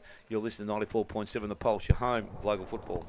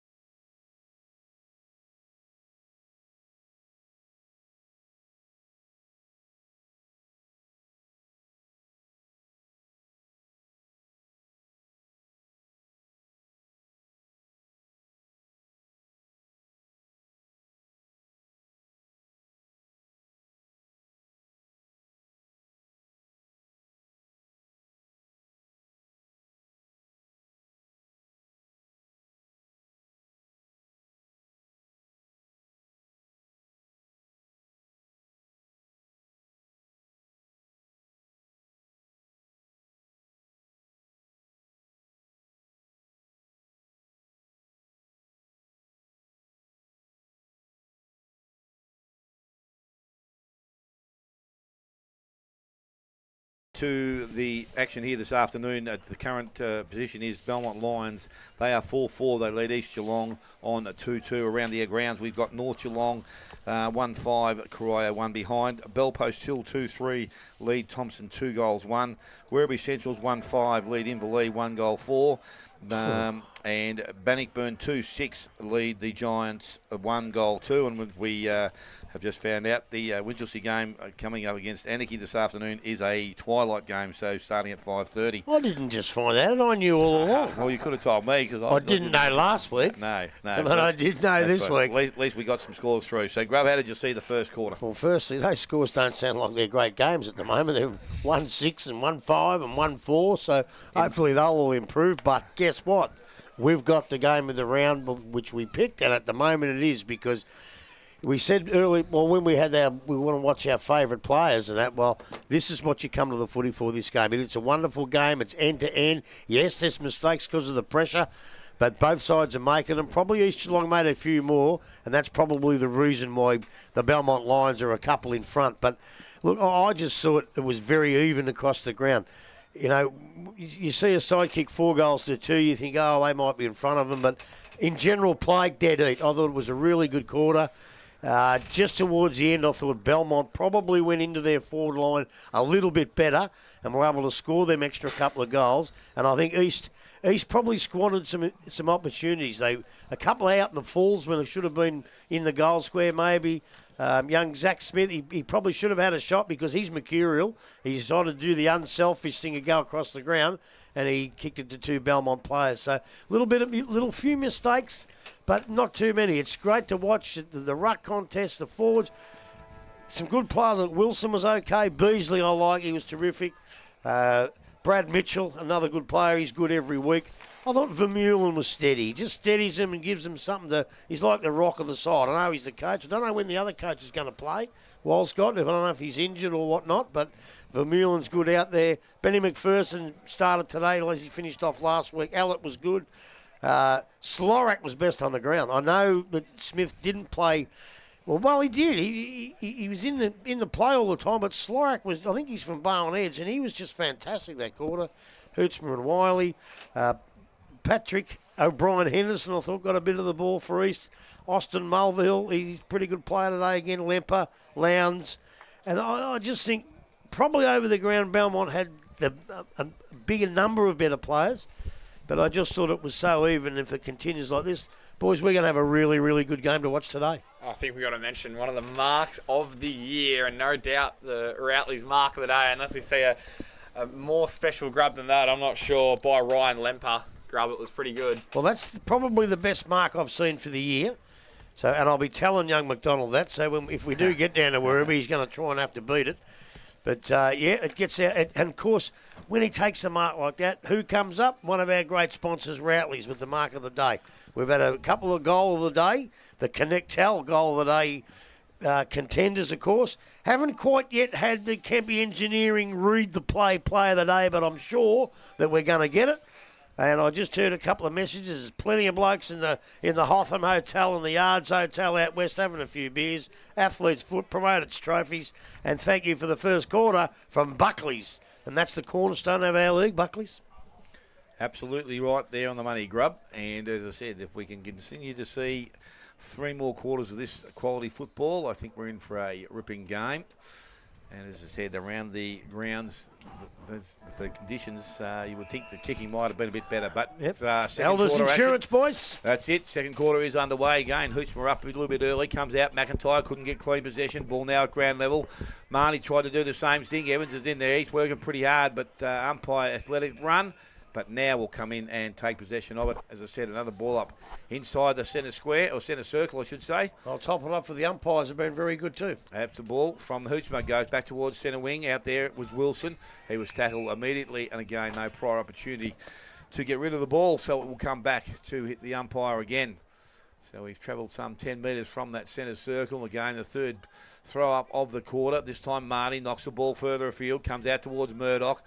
Didn't have possession of the ball, but now tries to work back after it. And umpire again will have his 4th go at it already in this second quarter. We've only gone about 50 seconds. And the ball will be thrown up again by the umpire. Sobey protected the space. Got a backhander, went out towards Evans. He tried to do the same thing. Unfortunately, came out the front. Went towards Pelham, and he's now working at ground level. Picked up Evans. Little boot back into their half-forward line. Coming up with the ball. Markham was not taken. Picked up Marnie, who had a fresh area at it. Unfortunately, didn't see the player coming from behind. So it's going to be picked up and cleared away. Ball is through Payne. Goes out wide. Running into it as Mulville. Just needs to have clean pick-up. Handballs up over the top. Puts his teammate Steele into a little bit of space. Time. Looks at goal and finishes. No, he didn't. I thought that was through. The umpire never moved. Didn't think he did. Had me fooled. That doesn't take much. 2-3 now to East Gelong. They trail Belmont Lions 4-4. We've gone just over a minute and a half. Elders Insurance second quarter. Eddie got the ball moving now. Crombie in best position, so he'll send the ball back for East Gelong inside 50. Needs to get more into the game here. Goes into the path. Smith down there, not in best position. It actually came over the top to Hoff, and Hoff couldn't gather the ball and it goes out of bounds. So we'll have a ball in 25 metres out from East Gelong's goal. Now, ruck gets set. It might be a ball up. It is. So coming through now. Tap down. Neither ruckman won the ball in that position. Then they go the handball deliberate as he's under pressure, and I don't think that rule is in play. Grubby, I had a chat to a couple of people through the week, and even if you aren't under any pressure, they still won't give a free kick against you. I'll bet they do if it happens. I have 1,000 with you. As the ball comes out to Jack Evans. Evans now looks up to his options further afield. He's got Wiley if he wants to go further. No, he's going to go short to Eddie. So Eddie, who had a very good first quarter, mind you, across that half-back line, comes short. It's a risky kick. Come over the top was Crombie. Was he interfered with? No, it was. So he must have got clean ball. He got clean ball, yeah. Didn't interfere with Thompson. I'll tell you something. If one side kicks a point and the fullback goes to kick out and he gets called to play on, and all of a sudden they come at him, if he steps back in, I'll bet you they pay a free kick. The ball's back in now. I hope to see it now, Grubbers. It comes down. Oh, it was well roved and coming back the other way from McIntyre. He goes inside the forward 50 for Reese. Not quite gathering the ball and then handballing in the path to Smith. Pushes, he kicked at the Belmont defender. Comes back down and a good mark over the top by Wiley. Wow. He wants to move the ball quickly to Beasley. He had a great first quarter. Kicked a couple of goals himself. He's going to just stop, prop, look for his best option. It was a great kick, and then it had to be pinpoint perfect, and it was to Allen. Allen's going to go on the outside here. Belmont with the switch. They're going to move the ball quickly. Go inside forward 50. It's in the path of Allen. Can Allen gather the ball? And it just beats him, and it beats his defender, O'Brien Henderson. The ball just seems to beat them when it goes outside that far side of the ground, boys. We've seen it probably 4 or 5 times it go out of bounds. So, yeah, but the kick coming in didn't actually favour the forward. Didn't favour anyone, actually. It was just a nothing kick. He needed to be more goal side for him to take the mark, and that's why it rolled out. 4 minutes gone in this Elders Insurance second quarter. The ball front end ruck contest. Sobey taps the ball back towards the boundary line. Leading in the race for the ball. It won't matter anyway, but Beasley. But the ball's gone back over the boundary line, so another throw in about 10 metres further around the ground. Again, Sobey is doing the ruck work, and this time Woods pushed himself down to do the work. Ball from Sobey goes back to the front of the contest. Beasley, front and square, picks the ball up, kicks round the body, goes back towards the centre half forward. Spoil was made, and it's going to be picked up. Handball comes out from Payne. Teammate running past. They use the ball wisely out towards Mulville. And this is Ben. He's just needs a bounce now. He can run inside 50. Look at goal. Delivers the ball across his body. Kick wasn't great. And the nice mark has been taken out there by Eddie. I think that might have been Lockie Zimmer started that one off. Was it back here? Yeah. Yep. So the ball now kicked short. Kick was okay. Mark has been taken out there by Steele. Still inside Are they the related, 50. the two Steels? Not too sure. So Steele's not too sure where he wants to go now, so he goes across the ground and backwards. McNamara in some space by himself. Went to go. Now he's going to go back. Kick wasn't great, so he puts his teammate under a little bit of pressure. Handball comes out wide to Eddie. Eddie over the top. They're going to lose it if they're not careful. That's what's about to happen. They've plenty of pressure applied by the East Gelong forwards. That might have been a little bit high, and it was. And the free kick is going to go back to, and I'm not too sure who's getting off the ground. It might even be Allen once again. Oh, no, it's not. No. It's Jacob Steele once again. Yeah, and they're not related. They're not. They're spelled different. One's got an E on the end of it. Yep. So Steele now, he's going to kick from the back pocket and goes out towards centre wing. Mark not taken at ground level. Was nice and clean pick up, but again, a tackle laid straight away. No prior. And the umpire will come in and take possession Good of it. decision. So the ball now thrown up by the umpire again. Sobey gets back there again. Belmont with the numbers around the contest. They try and keep the ball along East Gelong this time. They run it back inside 50. McIntyre. Kick didn't travel all that far or wasn't that good. And it's gone back over the boundary line. Hoff gets to his feet and he has seen the ball over the boundary. Looks like Benny Melville doing the ruck work now down there in their forward line. Also for Hootsmar, ball comes out the back and again is kicked back outside 50. Mark is taken out there this time by Austin Melville. So he's outside 50 and probably a good kick will get him very, very close. But he's looking at some shorter options and just chips the ball to about 10 metres out. Ball, Slorak got the ball to the front of the contest. Eddie picks the ball up, handball goes back inside. They work the contest through Murdoch, goes out towards the boundary line. And out there, the mark was not taken there by, was that Fanning out there? Jaden Fanning, and the ball goes over the boundary line, so we'll have a throw in. Just attacking side of centre wing for East Gelong.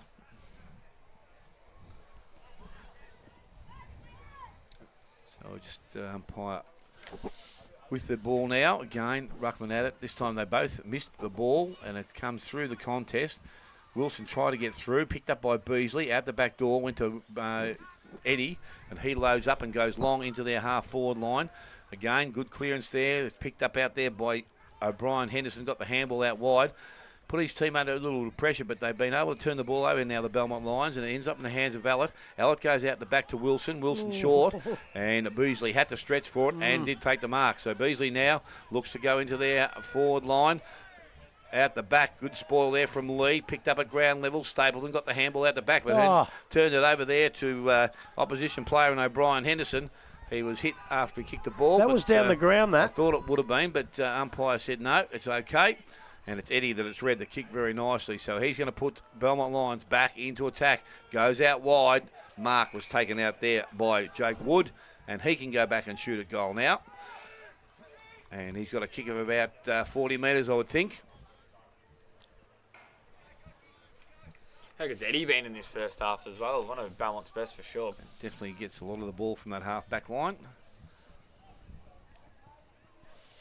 So Jake Wood now will come in. As I said, 40 metres. He will need to kick every bit of it. Steps in, kicks that goal. Distance there, accuracy not through 4. Their first score of the second quarter. So Belmont Lions now, they move to 4-5. They lead East Gelong on 2-4. Elders Insurance, second quarter scoreboard. Beardsall to kick in here for East Gelong. The glove on. Goes down in the direction. It gets over the top. So good handball coming back. It was from McNamara and straight away taken in the tackle. It was a good tackle at that by Lowndes. Ball up near true centre wing on the broadcast side. Down there, Hootsmar tries to get it in the path of Beasley. McPherson coming the other way, going to get it inside 50. It's been an up and under ball. Wilson might try and get under it. East Gelong have the numbers. A great mark taken, coming back. Great contested mark. Who is it? Fanning. Fanning. Then how come he's wearing 23? Got no idea. Because it ain't that right in the book. This Fanning took the mark, and then it's kicked out of bounds on the full in front of the benches for Belmont are going to have it back in now. So here's Marnie. Short kick coming inside just over the head of Evans. Now they might go back the other way. Beardsall handball over the top. Now Ollis to go inside 50. No, it comes back to Melville. Inside, looking and trying to find Zach Smith. Can he gather the ball now? He does. How's he going to play this on his left boot? Can he steer it home? Oh, just across the other side. I thought for a moment he'd kick the impossible goal. Oh, my. On his opposite foot as well. It would have been something special. He's getting excited, the boy, isn't he? When it never looked like it. 2-5 now to East Gelong, 4-5 to Belmont. And the ball now in the back pocket, and they deliver the ball, go back towards Brock Marty, slips in and takes a nice mark. Eyes for the ball. So Marnie now on the left boot, chips the ball back in. This time the kick to Evans is a lot better, and he doesn't let him down. Takes the mark on centre wing. So he's going to, again, take his time to assess what's further up the field. Goes outside to Michelle.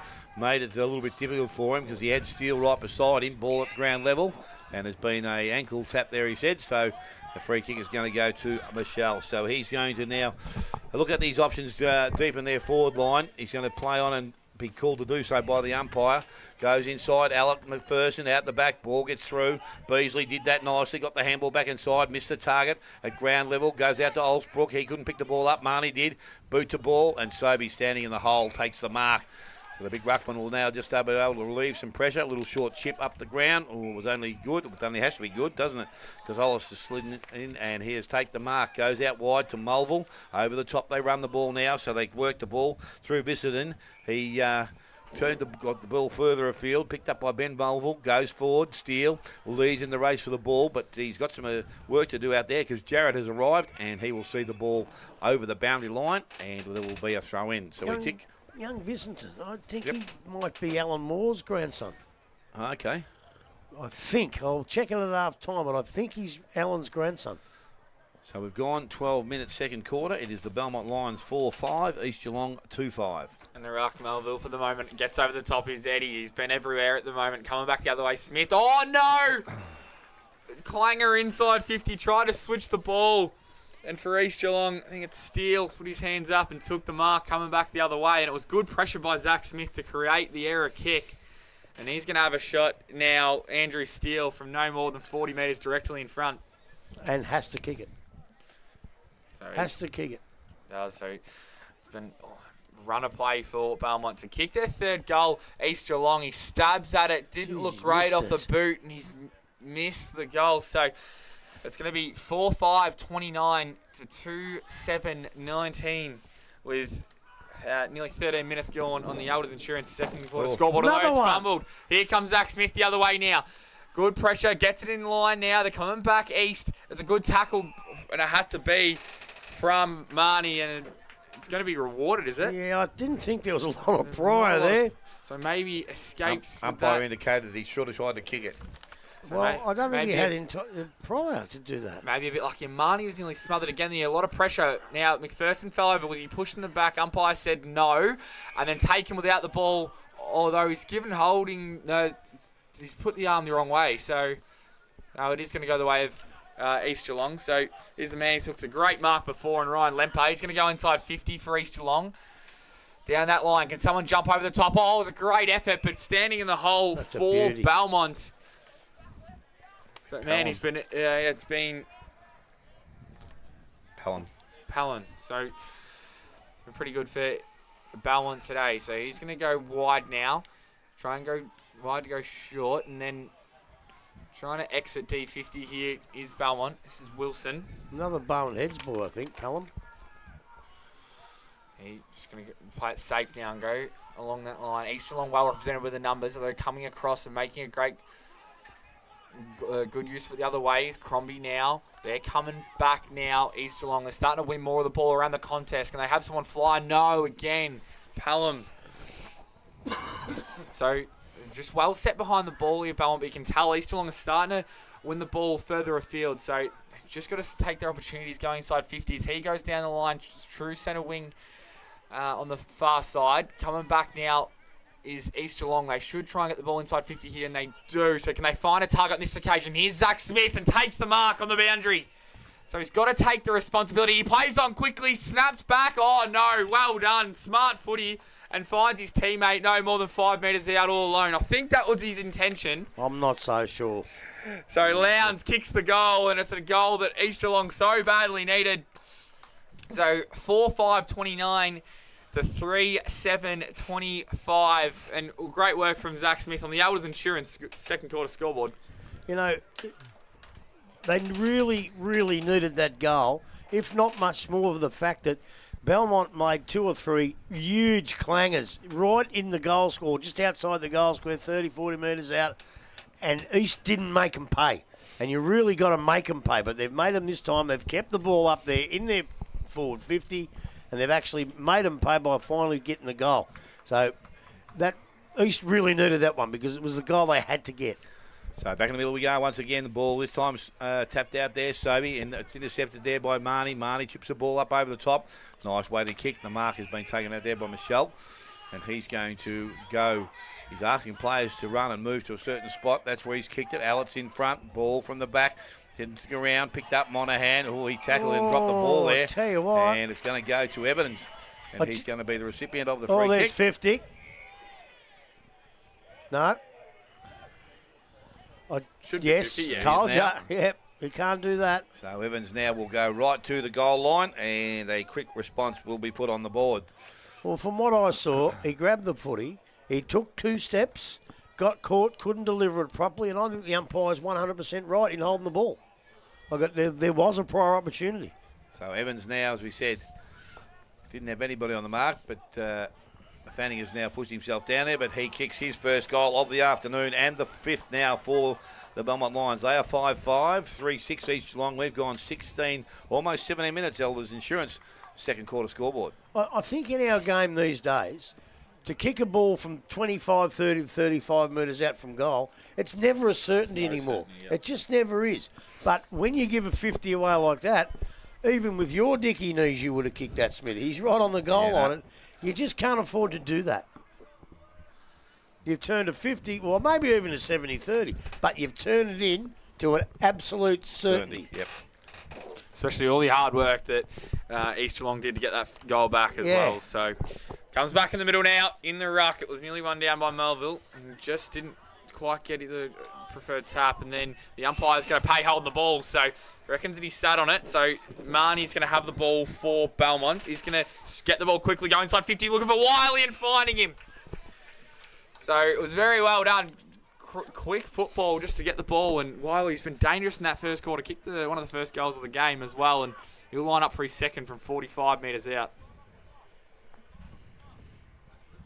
So Andy Wiley now to extend this lead after all East Gelong's hard work to get that goal back in this quarter. To kick 2 in a row now for Belmont on the 50 line.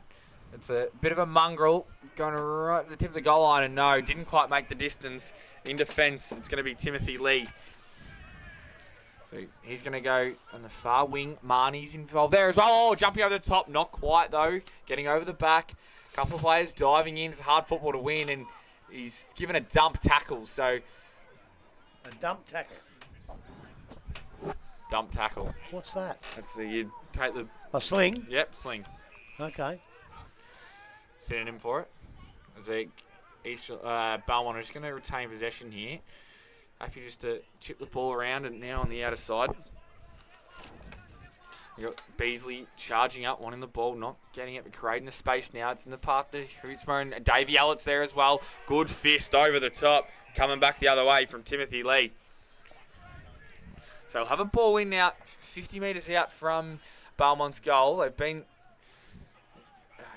managed to keep the margin virtually the same after all East Gelong's hard work earlier in this quarter. Saki now, watch for Beasley around this contest. He loves the ball roved off the pack. This comes down now.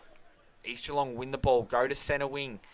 Comes back, good fist over the top now. They're going to come through. Here's Crombie. Can he gather the ball and run? He can. Kicks inside 50. Oh, the kick is ill-directed, and it's going to go over the top of his full forward and Zach Smith, and Belmont are going to come back the other way. So the ball now is Slorick. He goes short. Kick is okay. Pelham comes up and takes the mark. So he's been called a play on now by the umpire. Wasn't sure where he's going to go, so he goes out wide looking for his teammate out there, and that's going to be a good mark, I would have thought. Yes, so the mark has been taken out there. So they maintain possession of the ball, and it's on the half-back line. He goes now towards centre wing, and again, player in space. Mark is taken out there by Jared, so he's pushed himself forward up the ground a little bit, chip up over the top, and again, they've maintained the possession of the football now. And from just outside their forward 50, go low and then flat into the forward line. And Monahan just got hand in there. Yes, just as well, because Benjamin Thurston wasn't too far away from taking that mark on his chest. So we'll have a ball up, or sorry, a throw in, which will take place again in front of the club rooms here at the Belmont Lions ground. So it's with umpire now, throws it back in. Mulville doing the ruck work, picked up McIntyre, a little boot going out, but unfortunately didn't travel too far. Eddie has taken the mark. think he's nearly in range here, Eddie. He's got a pretty good boot on him. He's going to run the loop, run towards centre forward. He loads up. He goes long, and he goes pretty accurate. He has got his first goal of the afternoon. And that will be the 6th for the Belmont Lions. They move to 6-5. East Gelong on 3-6. We've gone 21 minutes. Elders Insurance, second quarter scoreboard. I just reckon when a bloke gets the ball, I know it's not 50, but it may or may not be out of the boys' range. I just think some of the defenders of East Gelong can come back and just guard some grass. So if he does run around, like he ran 15 metres, so he's turned a 45-metre kick into a 30. You've got to have someone there to make sure that doesn't happen. Just guard the grass, because it turned into a pretty easy goal for the boy. Back in the middle now, over the top. It was a good tap on that occasion by Sobey. Gets it in the path of Oles, and Oles is tackled as he gathered the ball. So we'll go again here. Ball up. Over the top now. Oh, Sobey trying to win that ball, and we're going to have another throw up. So ball up here. Umpire's definitely working hard with these toss-ups again, and ball goes down in the path of Crombie. Over the top now. It's going to be another contested football in this second quarter, boys. Again now, Sobey down. Out comes out now. Now we might get a clear ball, and we do. So Belmont gather the ball on the half-back line. Goes in the path of Wilson. Wilson's going to gather the ball. Oh, and that was well done. He got around Crombie. Then he went the wrong way. Gets a kick off and gets it to McPherson. So McPherson, not his best kick. Goes to Evans. Evans handball over the top. Got it to Thompson. Thompson now gets it to Murdoch. Murdoch trying to find Wiley, left it. Oh, it was smart. Got through McPherson. What a pick-up. Then got tackled. Comes back now. East Gelong got to defend harshly here. This Sharman gets in the path of Lemper. Lemper going to gather the ball. The game's opened right up now. Steps around 3 or 4. Now good mark over the top by Beardsall. Beardsall gives the handball off to Charman. Charman unloads from 50 and kicks the goal. That could be Kempy Reid, the play of the day. Don't say nothing. If this idiot is going to take all my sayings, you might as well keep going. And the glory, mate. 4-6 East Gelong, 6-5 Belmont Lions, 23 minutes gone. And we in the Elders Insurance second quarter. Was it a contender, Grub? I'm not saying nothing. You want to take my job, you take it and keep going. So we're back with the umpire now, middle of the ground. Sobey doing some work, or we've done most of the work in there. A little cutout from his teammate in Melville. Belmont Lions with a couple of good-sized ruckmen to go in there. But this time it's going to be Wood doing the work, so this time he's going up early. Although he said here that Sobey has fended off. I'll have to get another look at that one, but that's all right. We're a long way away. So Wood now from the middle of the ground. He looks up and he goes long into their forward line. Lee's there. Again, the ball comes to ground.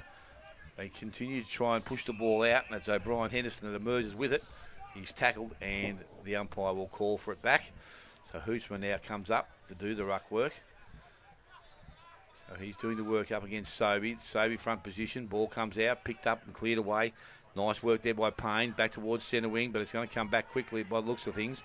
Wood picks the ball up, little chip up over the top, goes looking for Evans, couldn't finish off the good work. Picked up by Brian Henderson, he's tackled, and umpire said no prior opportunity there. We're going to have a ball up, which will take place centre half forward position. Belmont's attacking end. Umpire with the ball quickly up, and now it's tapped out, goes in the hands there.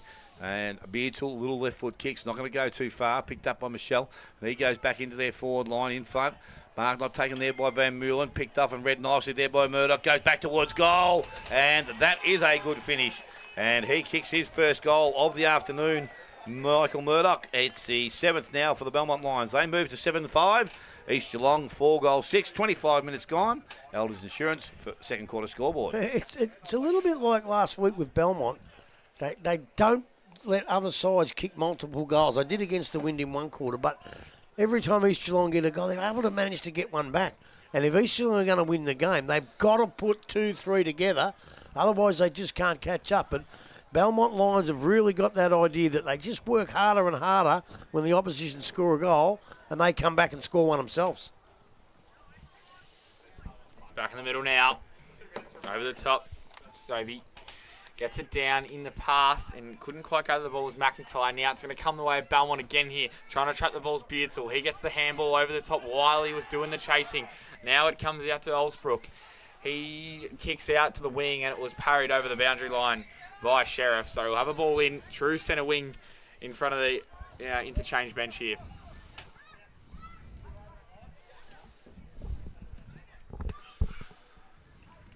Ball. This quarter been evenly poised for the most part, and East Geelong would like to get a couple more back here. It's the boundary umpire have the ball in. Have done a great job all day, must be said. Comes out, Sobey over the top, coming through and then kicking the ball forward was McIntyre in the path. Oh no, just got through the hands there. Was a push in the back? It was. So good decision by the umpire on that occasion. It's going to go to Eddie, who's had a good, prolific first half across that half back. Go quickly to Allett. The kick wasn't his best, but it's going to, Wiley's going to gather the ball. Quickly tackled though. Umpire says hold on the ball. He was red on that. So East Geelong are going to go inside the forward 50 here through Mulville. The Austin variety come down over the top. Who's there? Smith was, but ball is going to go over the goal line for a minor score. So it's going to come back now. Belmont going to go short into the pocket. Here's Slorak. Slorak to about the half 50 line. Fist over the top. McPherson couldn't gather the ball. Handball wide now. East Geelong going to go back inside there, forward 50, but standing in the hole on a good mark was from Slorak. So he's just going to assess his options here. Further afield. Go to true centre wing on the far side. McPherson might jump over the top. He doesn't. It's a great mark taken by Jake Wood. He's going to move the ball quickly to Wiley, who's been everywhere in this quarter. He's going to get the ball and go. He's got Beasley on short if he wants him, and he's going to get him. So James Beasley, he's going to go quickly. The ball's going to be, it's smothered again. He probably should have gone off his mark there, James Beasley, and set the ball up, but on that occasion it was smothered, and we're going to have another ball in from that pocket. Just quickly, North Geelong 44, Corio 14, Belpost 35, Thompson 31, Wereby Central's 33, Invali 20, and Bannockburn 26, West 23. 28 minutes go on, and this Hours Insurance second quarter scoreboard. So ball now to be thrown back in. Going club room side, ball thrown in low and flat, goes to Sobey, taps the ball out, goes towards McIntyre. He was tackled. Oh, umpire said he had prior opportunity. And now he's going to be given 50. So again, Grub, another one that was probably not going to be a goal is definitely going to be one now, because the ball will come right to the goal line. Just undisciplined. Especially from Johnny McIntyre. You don't see that too often. No, and it could be a little bit of frustration, because I've never seen Johnny McIntyre play a game where you think, not too good today. I know he's just coming back for this first game. Don't get frustrated, because you know how good a player you are. It will come back to you, and that's going to cost you another goal. Yes. 250s, 2 goals. That's it. Benny McPherson has got his second on the board, and the 8th now for the Lions. That might be the siren, I think it might have been 2. 8-5. We'll see them going at half-time, leading East Geelong on 4-7. To this stage of the game, goal kickers are Beasley and McPherson, both with 2. Murdoch, Eddie, Wiley, and Jack Evans for the Belmont Lions. And for East Geelong, their 4 goals, Ryan Limper, Lowndes, and Noah Charman has 2. Take a short break. Before you go, yep. One question. I asked it last week. If that goes through, it's a goal, time off. Can the siren go? I've got no idea. Surely it's time off till it gets back to the middle. So, when did it go? Did he kick the ball and then went? Well, when after it went through the goals, I thought. Well, maybe you're right there. That's that circumstance, probably. But anyway. It's half-time here. We're going to take a short break, come back. You're listening to 94.7 The Pulse, your home of local football.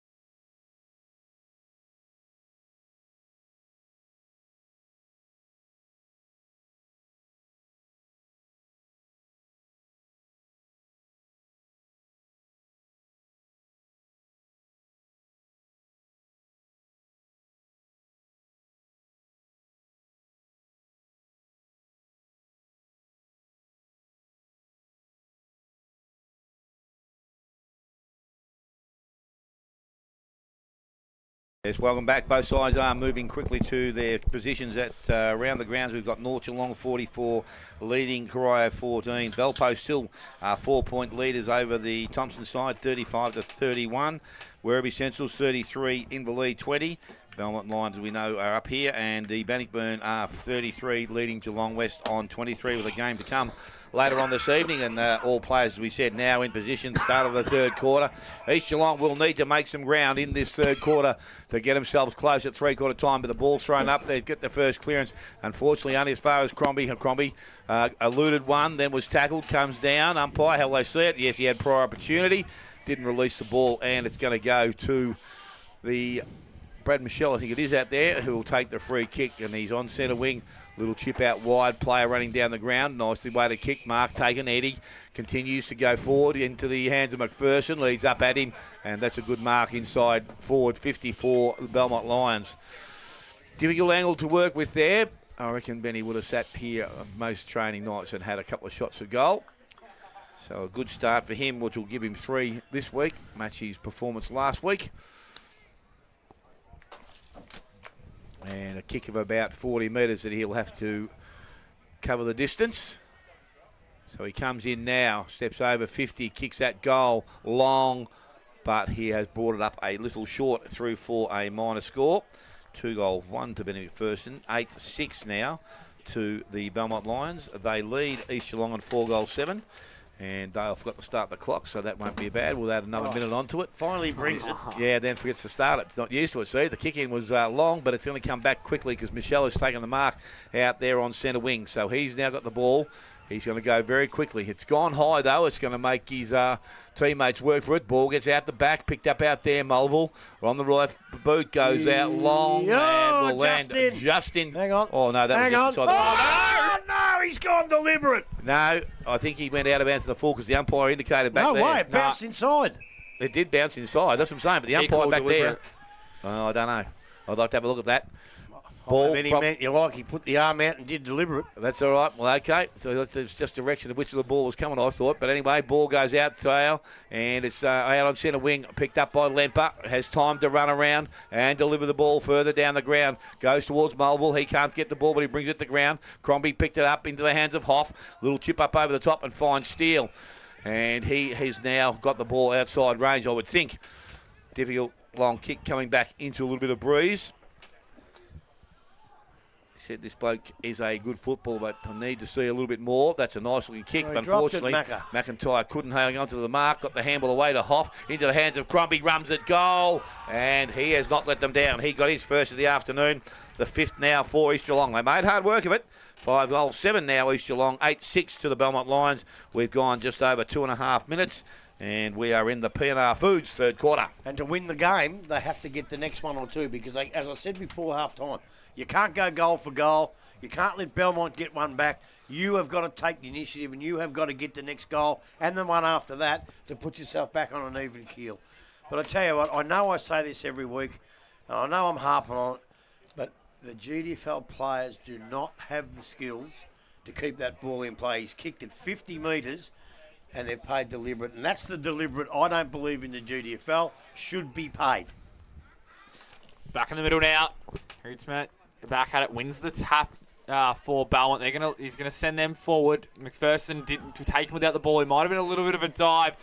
But he wins a free kick. So he's 70 metres out. He's going to find a target inside 50. Does he? And he does.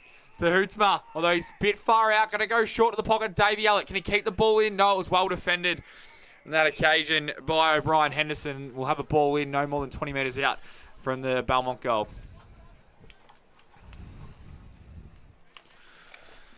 So ball in now. Watch for Beasley on the run here. Loves to rove these packs. So down. It was well one out there on that occasion by Sobey. Comes through. Lemper was there, and there's Marnie. Gets the ball inside 50. They look well represented, and they are East Gelong. They're going to go out through the outer side now. In the direction of Mulville. Is he going to win the free kick? He is. So he looks up, gives the handball inside. They're going to go down that line, and Crombie gathers the ball. Now he looks up into the 50. There's no one there. Zach Smith's got to present a lead. He just goes over the head of his forward. It might fall in the lap of... Oh, and tackled. It was Hoff. Play on. tackled as he had the ball. Umpire says play on. Hootsman now gathers it, kicks it out wide. It's going to go out of bounds. How's the umpire going to see this one? No, he's going to say throw it in. And they might have reason to be frustrated with the way the decision went before. So we'll have a ball in now, 40 metres out from the East Gelong goal. Ruckman fight for front position here as Hootsma gets beaten by Sobey, gets down the pack now. He's going to go inside. Who can take a mark here? Comes to Lempers there as well. And also is Hoff. Couldn't gather it. Comes out wide now. On the rebound now, Belmont go the other way through Van Meulen. Comes out to good switch kick and then a good mark taken on the outer side. They're going to go back inside to Eddie now. He's going to take his time and think his way through this. He's got numbers in the middle if he wants it. He goes to McPherson, and why wouldn't you? He's having a stellar game, and he's in a purple patch of form as well. He's going to take the kick in the middle of the ground. Now it opens the whole ground up. Here's Evans. The skipper goes back out wide. Now this player has all the space in front of him. He's going to send Belmont inside their forward 50 into the path, and a player all alone. Basically an uncontested mark, 35 metres out from the Belmont goal. And they're going to have a good opportunity. And I'll tell you what, East Gelong wouldn't be happy with the defence there. No, but it was a pretty well-placed kick. There wasn't much they could do about it. It's going to be Van Meulen. Have a shot at goal here for Belmont. And that looks so easy picking through there. And to kick their 9th goal. Looks pretty good off the boot. He's kicked it. 9-6, 60 to 5-7, 37. Belmont storming away here in the PNR Foods third quarter. Again, what was the score, sorry? 9-6, 60 to 5-7, 37. Again, it sounds like a broken record, but again, Belmont managed to kick a goal after East kicked one, and I don't know, East have got to try and turn that around somewhere. That was a beautiful kick. I think it was Brad Mitchell on it that kicked it in. Yes. It was a beautiful kick, and it gave the defence no chance, but they may have been a little bit off him. If they were closer, who knows? But good footy, Belmont. Back in the middle of the go. This time Hooch was up over the top once again. Sobey picks the ball up, gives the handball out the back door. And it's kicked forward there by Ollis. Goes back towards centre wing. Mark not taken out there by Michelle. It's picked up out there. Steele, East tackle. Good strong tackle. No prior opportunity in that case. And umpire correctly comes in and takes possession of it. Have they told you to call him Michelle? Well, that's what it is. Is it or is it Michelle? Well, he told me it was Mitchell. I went in there and give it to him one day and they laughed at me. Okay. Well, I'll there's no T in there, but it might be Mitchell, so that's all right. Ball back goes forward. Evans comes up, can't take the mark. Yes, he would think so. And now it's going to be picked up. Thompson, handball smothered. Again, East Gelong are working pretty hard, but they're not winning any ball. Thompson kicks the ball back into their forward line. Ball gets out the back at ground level, picked up out there. McIntyre did nicely, handballs over the top. They won the ball now, and that's kicked out there by Payne. Only outside 50, but it's going to come straight back because it's in the hands of Allett now. He looks up.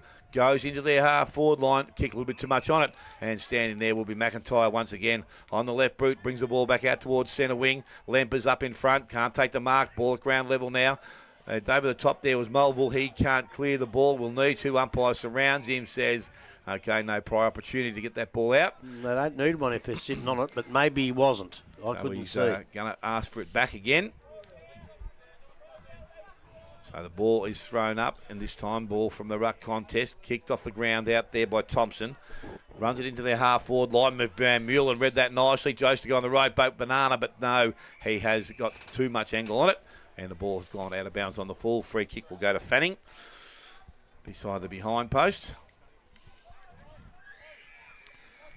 So now he's got a shorter option, but I think from him he will need to bring the ball out and go longer. That's what he does now. Out towards Sobey, in front Hoochman, ball gets out the back. Umpire said there's a free kick, and it's going to go to Hoochman. Thought it might have been a push by Sobey. You know, well, it was, yeah. So Hoochman now the recipient of the free kick. He's got some longer options. Evans will be the target, but he goes straight towards Fanning. Ball gets out the back. It was actually Lee. Mark not taken. The ball tries to get cleared, picked up. Wood, right boot, offline. Minor score. And 9-7 now to the Belmont Lions. 5-7 East Gelong. 8 minutes gone, third quarter. P&R Foods, third quarter scoreboard. East Gelong aren't going to waste any time here. They're going to go straight out. There's a man all alone in he comes straight off the He's going bench. to come on Zach Smith at a one-on-one. Couldn't quite. Tried the flying kick out of midair. Slurach just played a good game on him today. He's nullified his impact all the time. You can see the frustration from East as they're going to come wide now. Belmont coming the other way up the wing. Here's Wilson. He's going to take a dash. Going to send them inside 50. Can he find a target? The kick's ill-placed. It's going to go out the back. Oh, it's going to roll through. And it's going to benefit Belmont because they had no players back there except for Jack Evans. And they looked for all money to come back the other way, East Gelong, but it went through. They've got a problem with their decision-making. A bloke's just been replaced off the bench. He comes on, there's no one within 40 metres, and he ignores him and kicks to a contest which the Slurach has been beating Smith at all day. Here comes 30 metres out, ball in to Belmont's goal. McPherson's involved there. Oh, it might have been a sling tackle. Wood was involved, and it is. So it is going to go the way of East Gelong through Monaghan. They gone too harsh on that, Smithy? To an extent, I think, Grub, yeah. Monaghan comes the other side. True centre wing, the other side. Oh, good mark taken over the top from Utsma. He's going to send Belmont back in their forward 50 now. He might just take his time here. He's got Jake Wood leading at him if he wants him. It's going to go over his head. And, Mark was dropped, although was he taken high? No, he wasn't. Dave Yellett around the corner. No, snaps wide, and it's going to be out of bounds on the full. Belmont repeat entries. It's usually a recipe for goals, and you keep getting the ball in. You can only withstand so much, East Gelong. Yeah, this is the real danger period for them. If Belmont can manage 2 or 3 goals here, she's over.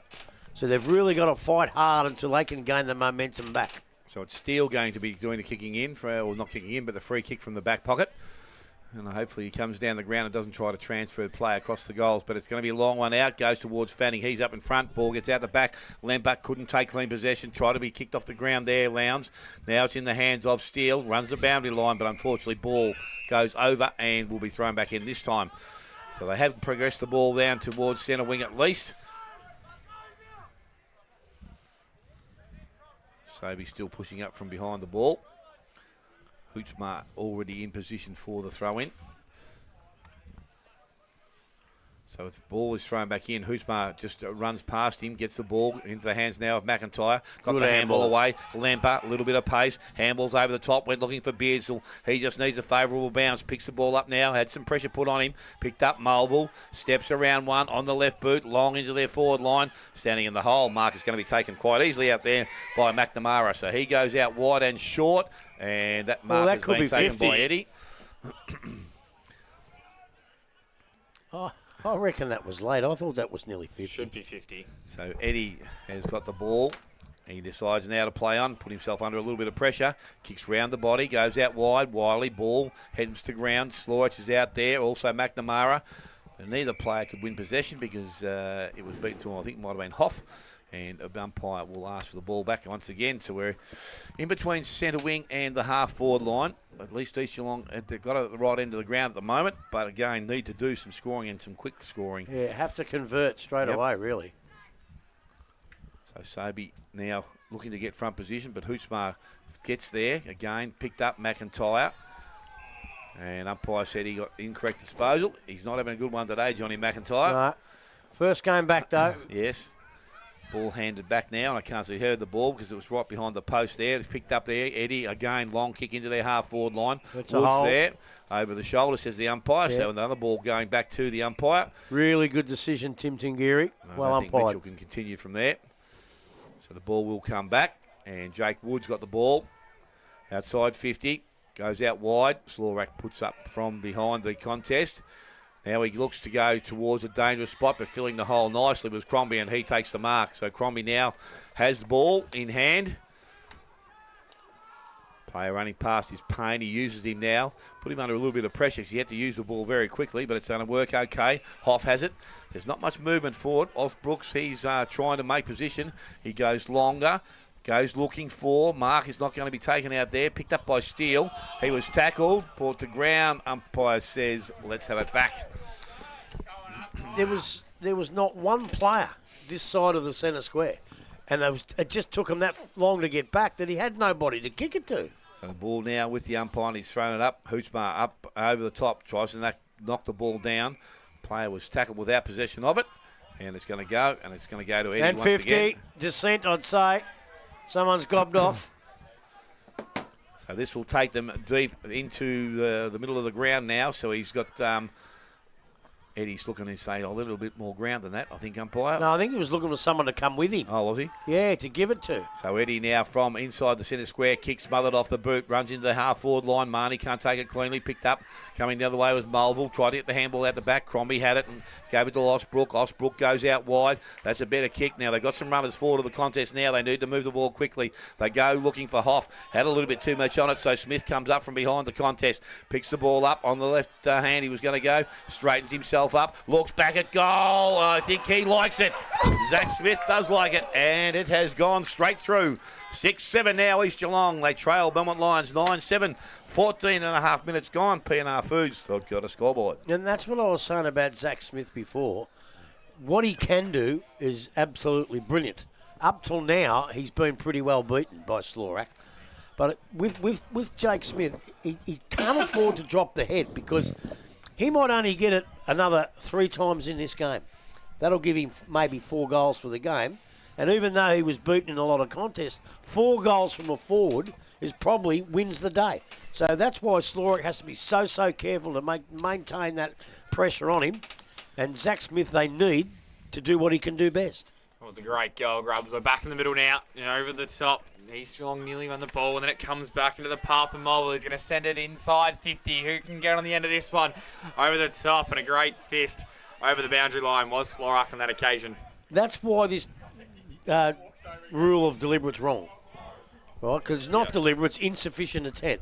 He's just punched that away. No free kick. And there shouldn't have been. Blokes run the ball over without trying to keep it in. Not content. One bloke kicks it 50 metres at a bounce right angles. Insufficient attempt. It's just not consistent. It's not the umpires have got nothing to do with it. It's a bad rule. Yep. Watch out for Smith and Slorak in the square here. He's the key to get East Geelong back in this game. As trying the ball was Melville, gets it through now, and was no prior opportunity. It was the right call by the umpire on that occasion as Crombie came through. So, more than 35 metres out from East Geelong's goal. Melville there as well, gets over the top, and the ball's going to trickle out of bounds. Have another stoppage here. 16 minutes gone in the P&R Foods third quarter. Game right in the balance here. If East Geelong can kick this next one. Oh, the umpire's blowing the whistle. What's he? Oh, he's telling the East Geelong supporters to get on the other side of the fence. Fair enough as well. Well umpired. Timmy Tingiri is never going to miss that, ever, is he? He's just that type of bloke, he won't miss it. Melville down. Coming back the other way, I think it was Beasley. Has he taken the player on? And they're not going to talk the umpire into it. It's another stoppage. So start footy here. Who can break 3 from this contest, get a shot at goal? Zach Smith's coming to the contest now. Melville straight down to Crombie, and Crombie's tackled again here. So the great Dave Mewett has entered the building. I used to call him Worm. Trout. Worm. Yeah. Melville down now. Who can break through? Crombie's there, coming the other way. Wiley can gather the ball, get it out, or it might be another stoppage, and it is. So 55 metres out from East Geelong's goal. And on that 18 minutes gone of the P&R Foods third quarter. So ruck contest out on the half-forward line. Mulwood did that nicely, got the handball back inside to Lemper. Lemper runs around, gets the handball outside. They moved the ball into the forward line and kicked with a bit too much on it. Slorak had one go at it, couldn't complete the mark. Ball goes over the boundary line. So there will be a throw-in about 10 to 15 metres around from the behind post. And East Geelong again got the ball right into the ground. We keep saying that. They just need to put 2 together. Just waiting for the ball to come back. I'm not too sure. Umpire Howell, yes, he has got it now. Thrown back in. Again, Ruckman go at it. So sits underneath where the ball was thrown back in. And again, they're trying to work it out. Osbrook did that nicely. Lemper had it, lost it. McNamara, he just handballed through for a minor score. And East Gelong will take that behind, I would think. 6 goals, 8. Now East Gelong, 9-7 to the Belmont Lions. And 18 minutes have passed in this third quarter. So the ball from the back line. Lemper goes out wide. And Pelham now has the ball in the back pocket, decides to play on, did that pretty nicely, got round the player on the mark, kicks out long, out towards centre wing. Handball comes inside, and again they bring the ball back into their forward line, East Gelong. And the back, Hoff had a chance to run and jump, couldn't take the mark, picked up out there by Steele, out the back to Mulville, into the hands of Crombie. Round 1, round 2, into the pocket, kick towards the top of the goal square. Smith, can he make the mark? No, he can't, and can't keep it in the field of play over the boundary line. 15 metres around from the behind post. But they're keeping the ball in the 50. They're and if you creating keep it there and opportunities. keep it there and keep it there, the averages say you'll get a goal sooner or later, and it'll be their first 2 in a row. So Mulville now is doing the ruck work in the forward line. Sobey just sitting out the back. Ball from the contest. Comes out. Lemper runs onto it. Gets the handball away. He missed his teammate out there in Steele. Has to go after it. And it's going to be picked up. Sorry, it was McLean that was after the ball. Picked up out there. Went to the hands of his teammate. And Lowndes couldn't keep it in the field of play. And we're going to have another throw-in which will take place out there. Keep it in there, work hard. So we're just waiting now, right in front of the club rooms here. Belmont Lions ground, ball is thrown back in. Wood taps the ball out the back. I'm not too sure that's the direction I'd be going, but player taking the ball and was tackled very quickly. Umpire's going to call for it back. And again, this time Jake McLean hands the ball back to the umpire once again. Mulville taps the ball out. The handball goes out the back. Mitchell, right boot, goes out towards centre wing. In front, Hootsma. Mark not taken out there at ground level. He tries to get the ball back, but it's picked up. East Gelong. That ball went as high as it did long. I think that was Bissett, and kicked the ball back. It's now sitting on centre wing. Little boot to ball. I'm not too sure whether that went the right way then for a start. Right. But picked up out there. It was who was that? McPherson, I think, had the ball. A little bit too far away at the present time. Let's get the ball back into their forward line so we can see what we're doing. I reckon if it doesn't go that way, the right way from the start, it's not going to go that way from the finish either, Smithy. No, you're right. You called that well, Grub. They've got to get it back in now. Get it back in. So Ruckman go at it this time. Wood taps the ball further afield. Goes outside, picked up Marnie. Well, that was pretty clever. Into Mitchell. Tried to sell some candy, but probably stole the ball from him. Goes back into the half-forward line. Ball gets out the back. Hoff's there. The ball at ground his level. own man. Eddie runs onto it. Can't pick the ball up cleanly. Kept alive by Steele. He had it and lost it. Was he tackled without him? Not too sure. Umpires allowed things to go. And now he will come in and ball it up at the 50-metre line. So we've gone 21 minutes in this third quarter. It is the Belmont Lions 9-7. East Gelong 6-8. There was one down there where he touched the ball first. So I reckon it could have been holding the ball rather than the man. Wood gets the ball out wide now. East Gelong need a goal to stay in this game. They can't leave it all up to the last quarter with this deficit so far. A couple of players jump on top of it. We're going to have another stoppage 65 metres out from East Gelong's goal. It's quite a crowded forward line as well, it must be said, for East Gelong. So, well, they're not creating much at the moment. They've got to create a couple of goals. Comes down. Melville into the path of Crombie. Can he gather the ball? He can't, but it's a good effort by Lempe. Tries to get the hand over the top, then back to Melville. Hands out wide. That's a good tackle straight away. There's no prior opportunity. Good word from Josh Wilson there. I'll tell you what, Arch. I'll tell you what they don't want to happen. All this hard work, they don't want Belmont to get it out, take it down and kick a goal. It happens Breaks so often. Breaks your heart. Footy as they go inside 50 now. This is their opportunity, East Gelong. It's back the other way. The other side was McNamara. Comes in the path of McPherson. Wilson gives a good tackle, and it's going to be a stoppage in front of the interchange bench here. Closer to us. Near true centre wing. And great defence there by McNamara coming the other way. So East Gelong, only a few minutes there would be to go now. 23 and a half minutes gone so far. They're going to go inside 50 here through Lemper. Can he find a target? Lowers his eyes and kicks to Smith. He nearly fell over and still was able to take the mark. It was a great kick by Lemper right on the lead. And Zach Smith bringing East Gelong back into this game. He's putting the team on his shoulders. I'm not quite... What's he doing? I tell you what, this has got to stop. I'll tell you what you're doing. I know what you're doing, right? You're booming him up and calling him a great champion, so he'll give you a game of cricket next year. I know what you're doing because he coaches you in cricket. He's only 30 metres out, directly in front. The kick looks all right. It's straight through the middle. He's kicked it, and he's bringing East Gelong along with him here. 9-7-61 to 7-7-49. And the 25 minutes gone in the P&R Foods third quarter. 2 in a row. 2 in a row. And they look like early in the piece are going to get blown out of the water. They've kicked 2 in a row. They kick 3, and it's on. It's on. It's almost back in the game now.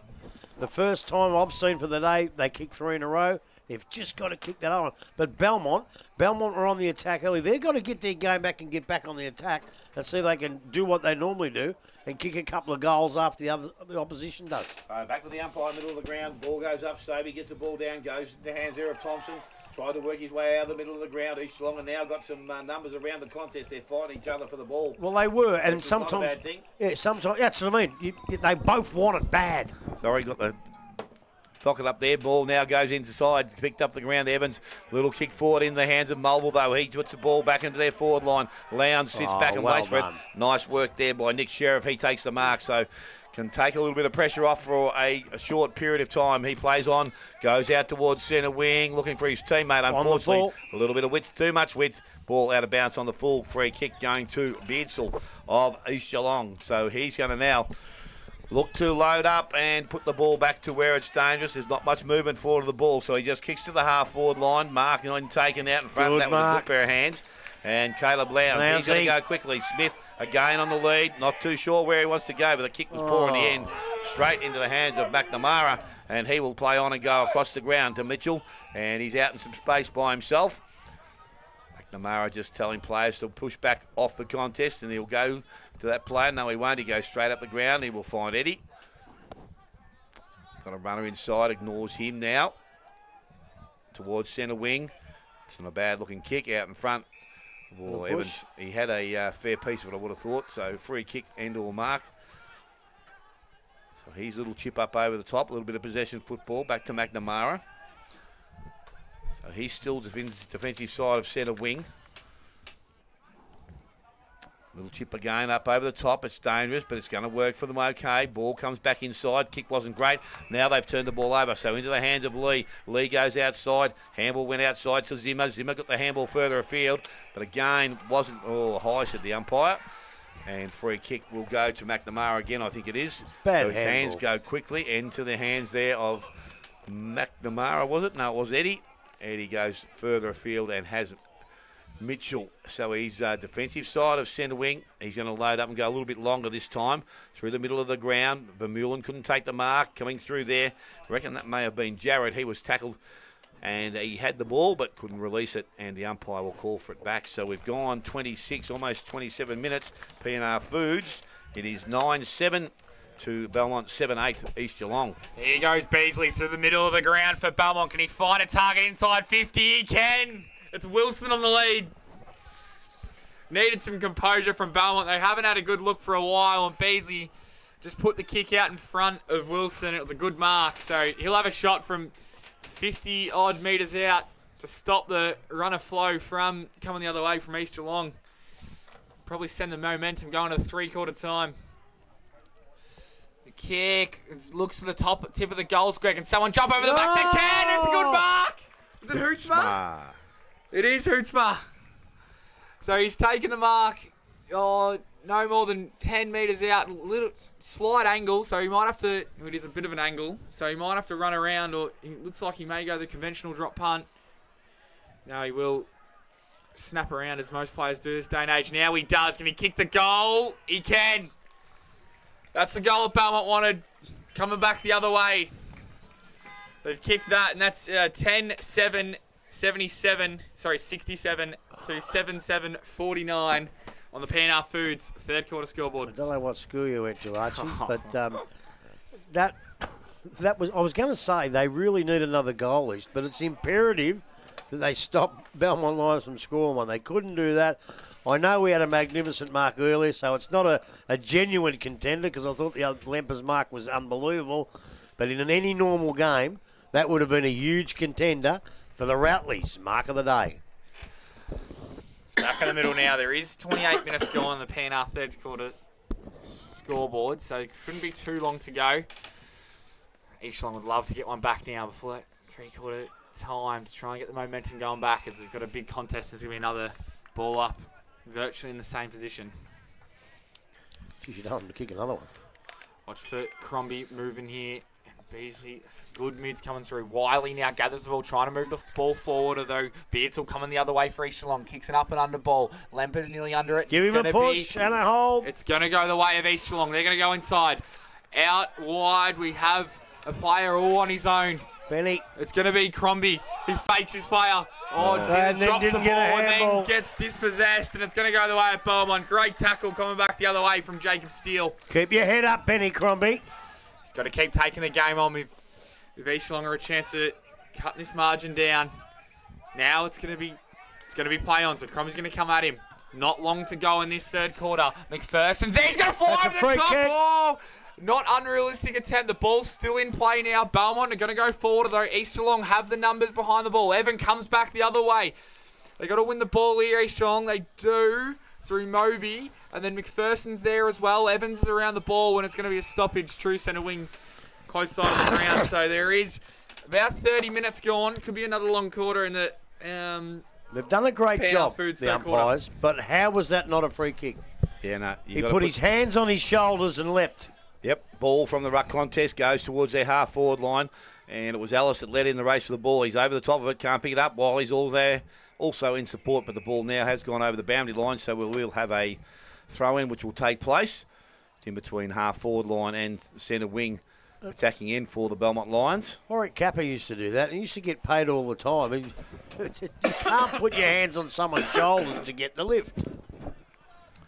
So with the umpire once again, can't be too much longer to go. I think it's gone 31. Ball thrown back into the field of play. Front of the contest, picked up out there. McIntyre got the handball away. No, don't, please. It went straight over the boundary line. This time we'll have a throw in, and it will be similar position to last.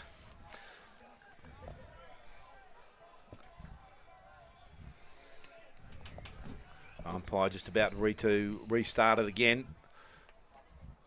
Sobey takes it out of the ruck contest, got the handball away, went towards Steele. Again, runs back towards the boundary line. Crombie's there, tried to keep it alive, but unfortunately now ball has gone over the boundary line, so we'll have a throw-in, which is going to take place again. This time it's progressed a little bit further down the ground towards East Geelong's half-forward line.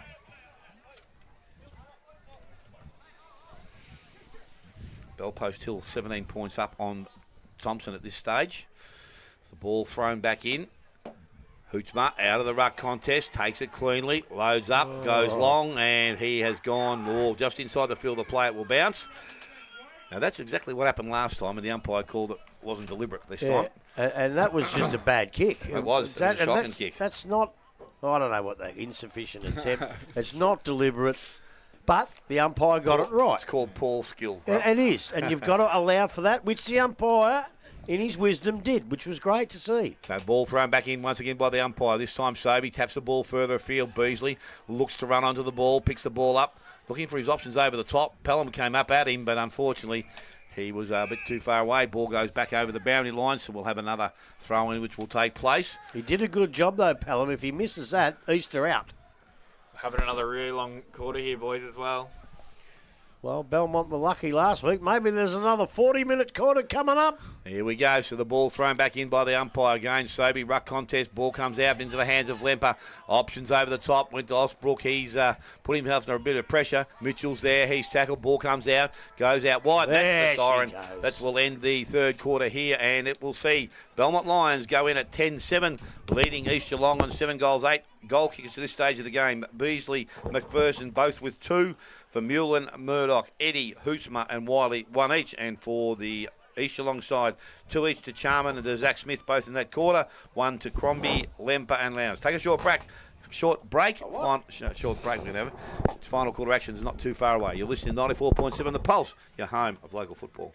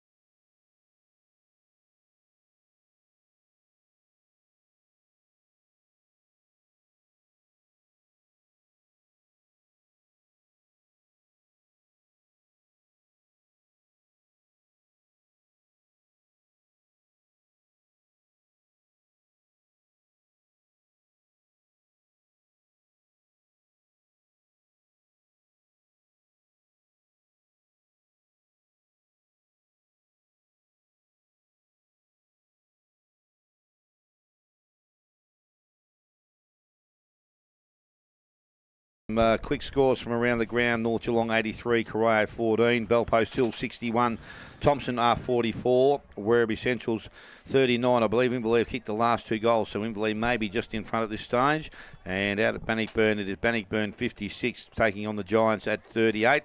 As we said, Winchelsea and Anarchy yet to come. But at three-quarter time, Grub, I suppose the game is still up for grabs with the small margin that's there. But in everything that East Gelong do, Belmont Lions seem to have the answer. Yes, they do. And they kicked 2 in a row, and we thought, gee, just one more and they're back in the game.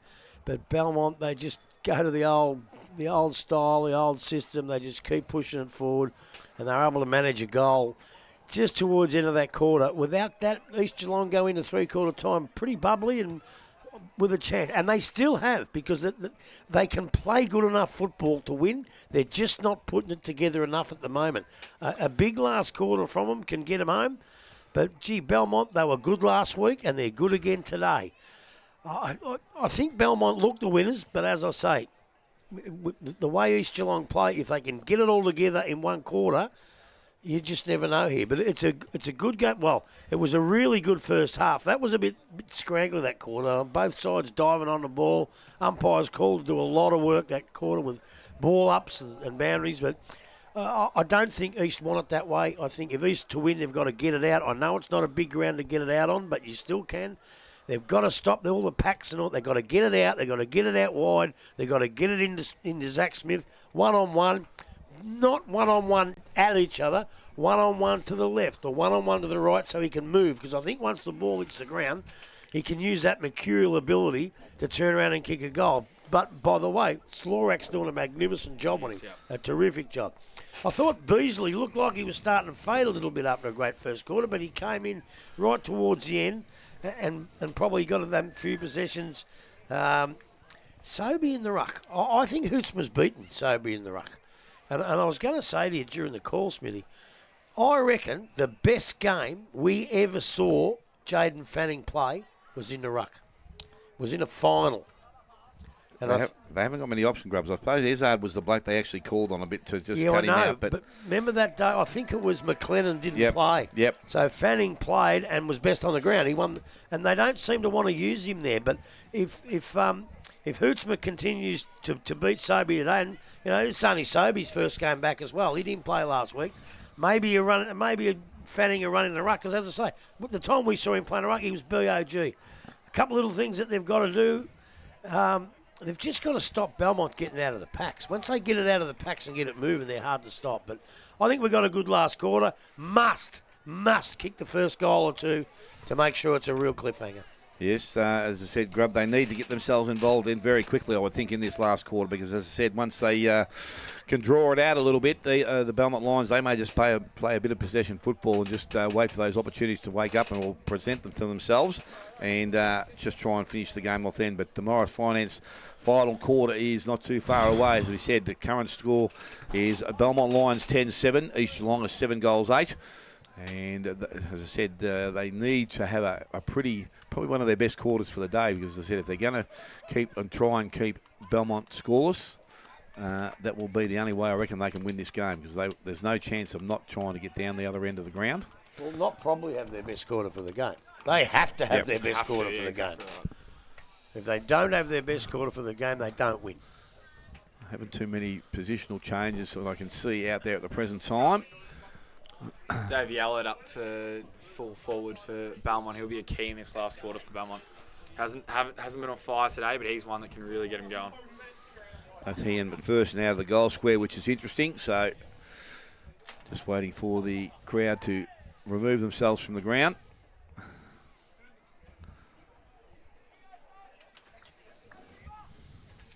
Umpire now with ball in hand, and I think he's happy now that all players have left. There must be a game after here tonight. Is there Grubber ladies game by the looks of it? Bugger if I know. I'll tell you one thing. Yep. I won't be here to see it.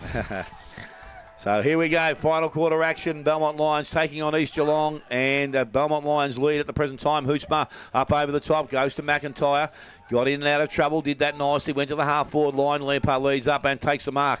So he will swing and he will go, and he goes low and flat inside. Looking ball to Hoff, ball gets out the back, running onto it. Smith, he tried to do something miraculous there, goes over the top. Unfortunately, he is offline. Ball goes out of bounds on the full. That's what Paul Brigger used to do, but he used to kick goals. One bloke I forgot in that, probably wouldn't put him in, but I love to watch him play, and he's not playing today, is Jaden McLaughlin with his pace off the half-back line. Gee, they missed that. Is he still there, is he? Yeah. I think he's assistant coach, isn't he? I'm not too sure. It's not so much when he gets the ball and runs. His closing speed and tackling blokes is just brilliant. So it's going to be Eddie from the back pocket now. He's going to play on and go long out towards the half-back line. Hootsma up. Mark has been taken out there and Steele. So haven't sighted him a hell of a lot today. Yeah, now I thought he might have been the bloke that would provide that extra option up forward for them. But from this distance, he's going to have his work cut out. He's going to go back. I reckon he's going to go to the top of the square. He goes long. I tell you what, he's got the distance, but he has not got the accuracy, and through for a minor score, first of the final quarter. So 3 behinds to Steele. 7-9 now East Gelong. They trail Belmont Lions 10-7. Morris Finance, we have gone 1.5 minutes. He goes back to go forward, then back to him. Oh no, the umpire's called play on as he might be holding the ball. How's the umpire going to see it? Oh, it's over the goal line. Zach Smith had tackled Eddie. He said it wasn't 15 metres. And he was lucky he got over the goal line, because otherwise he would have been holding the ball and he would have had a shot from the tip of the goal line. Anyway, they go out now. That's a better kick this time. This is Michelle. Right, Mitchell here. He looks back. He has slow rusher there. He's going to go further down line. It's a bit of a grubber kick, and it's going to be in front by McIntyre. He's going to have a big last quarter. Started well here. He's going to go right down. Needs someone to jump over the top, although it gets out of bounds. So they'll have a ball in 55 metres out, and they can count themselves a little bit unlucky in that situation there, East Gelong. They didn't get the free kick. Where's he from, Steele? Is he from Bellarine? Yep, Newcombe. Newcombe, yeah. 50 out here. Watch Crombie here as he runs through the contest. Tries to row the ball. Need quick ball movement here. Got Zach Smith, one out in the forward line. Ball down now. Crombie just got away from him. McIntyre is going to be involved again here. Is he? It comes out. And the player sat on top of the ball. Has the umpire going to see it? He's going to say no, didn't have prior. So, first goal in this last quarter, goes without saying, is massive. Up again here. Maybe fighting for front spot. Comes out wide. The players involved. One of them is McLean. And have another stoppage. So, bit of stop-start footy here to start the last quarter, brought to you by Morris Finance. Comes down. A few players involved. One of them might have been Melville. And we'll go again. So, need the ball to get it clear here. Need to get some pace on the ball and run through. Someone needs to rove it here. Comes wide again. Heavily contested ball. Wiley's involved. And it's going to be another stoppage. So they can't afford to do this, East. They've got to get it out and run. Otherwise, it just gets bottled up and bottled up. They've got to kick 3 goals in a row to hit the front. They haven't done that yet today. Here he goes, Moby versus Hootsma. He tries to get it out now to Evans, so he does. Now McPherson, did he have the ball? He was tackled quite promptly by Monaghan. That's going to go out of bounds right in front of the interchange bench. So we've had 4 minutes gone in this Morris Finance fourth quarter. No score either way. So the ball's on centre wing, and umpire with the ball in hand. Sobey up against Hootsma, ruck contest. Sobey did that nicely. McIntyre on the run through, picked the ball up and got it into their half forward line. Got a little bit of distance in there, picked up by Hoff. Handball went further afield. Again, Steele waited for his opponent to take the ball, and that was Jared, and he has now been tackled and brought to ground. Umpire said there was no prior opportunity in that chain of events, so we will have the ball back and a ball up taking place. 45 out from goal again through the contest. They win it out. Mulville had it and couldn't get through the other side. Belmont Lions with a number of players around there, all trying to take or tackle the player. Did that successfully, and the ball was with the umpire and thrown back up. This time Mulville stays on the ground again. Wasn't clear, but there's a free kick being given, And it's going to go to Johnny McIntyre. He's definitely lifted his play early in this last quarter. Definitely. Well, in this quarter, he's best on the ground. He's just got to go back now and finish off the work here. I would think by him he would be in range, but he's got a player short, and that is Beardsall, and he has just slipped down the ground. And Jack Beardsall may have not have been in range with McIntyre, but now Jack Beardsall definitely is in range and just needs to kick straight and start them off. Well, he just has to, Smithy. A point here. They drop their spirits a little bit. He has to takes kick the wind out of it, doesn't it? has to kick this goal. So Beardsall keeps seeing, looks pretty nice off the boot. Never. Looks very nice off the boot. He has his first of the afternoon and the 8th now for East Gelong. They move to 8-10. Belmont Lions are 10-7. And we have ticked over 6 minutes. Final quarter, Morris Finance. They've had all the play. They've kicked one. Now they've got to kick two. And I don't know if they're just playing better or maybe Belmont have just tired a little bit because they're running back with their hands on their hips. Maybe they've tired a little bit. We'll find out in the next couple of minutes. And I tell you what, if you do need a quid, you want a new boat or you want a new caravan, go and see the boys at Morris Finance because nobody does it better than Morris Finance. We're back in the middle now. Maybe West Food Smart gets it down to Evans. He's wrapped up straight away. So it's going to be a big finish here. This last quarter. Sobey again. Down over the top. It was in the hands of Ols and got through now. Ollison again there. Gets out to Wilson. Wilson over the top now. Can Beasley gather the ball? He can't quite. Beardsall coming through again. Oh, there's a hot footy at the moment. Comes through. Belmont are going to go inside the forward 50. Allard is down there. It falls in the mark. Is it a mark? No, it's not a mark. Oh, it might be a goal, though. It might be a goal. Come off his boot. The umpires are conversing. And it's going to be behind. I don't think the umpire They tricked knows. us all. It might have come off his knee. He might have been just over the line. We're going to go back the other way now. Melville. Where's the replay? Austin goes back. Good mark coming back the other way now from Evans. We had an exciting couple of minutes of football there. We're going to go inside the forward 50. Looking on the boundary line. A good mark taken by Vermeulen. That was great umpiring. From here, we could see that Eddie didn't have the first grab of the ball. So Vermeulen. But the umpire, I don't know whether he must have been able to see it. That was a great decision. He was trying to be con, and he wouldn't be con. To kick one going back the other way. 45 and a tough angle. It's to the tip of the goal square there. Oh, Wood might take the mark. Oh, he fumbles it. It might get out of bounds now, and it does. So Jake Wood nearly gathered it. Just fell out of his lap. So he'll have a ball in no more than 10 metres out from their attacking goal here, Belmont. So it wouldn't hurt Belmont much to keep it in there for a little while too now, Smithy. Yeah, no. Just take a little bit of time off the clock. So back in now. Wood trying to fight front position. Gets behind. Here's Beasley. Throws the ball on the boot. way. As it sails No through. way. He has! One of the goals of the day. Oh, unbelievable. In the fourth quarter with 8 minutes 25 gone. Brought to you by Morris Finance. I'm just getting the scores here. It's 11-8 74 to 8-8 56 in the fourth quarter. Brought to you by Morris Finance. She's out of the pack. I can't believe that has got to be. We've had some fine goals here today, and that one stays in the running or puts himself in the running for the Connectal goal of the day. Bell Post Hill 30 points up on Thompson. Wow. Yes. So the ball now back with the umpire, middle of the ground, thrown up, and it was going to be Wood going at it. Sobey gets the ball down. Again, ball tries to be cleared out, picked up and kicked away by Osbrook. He goes back into their half-forward line, but that's nice. Compel him. Umpire said play on. Handball comes out into the hands of Eddie. Goes out wide to McNamara. Little right boot. Had player further afield. Mitchell in some space and by himself. Loads up, goes long into their half-forward line. Vermeulen going back with the flight. Couldn't get hands on it.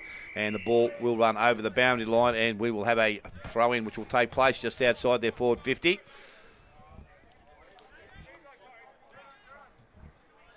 Well, there's only one way to put this to bed, Smithy, and kick another one. Yep. That puts it to bed, I reckon. Yeah, I think so. That would be a fairly very big ask for them to do that. So the ball thrown back in now by the umpire. Crowd getting involved in that.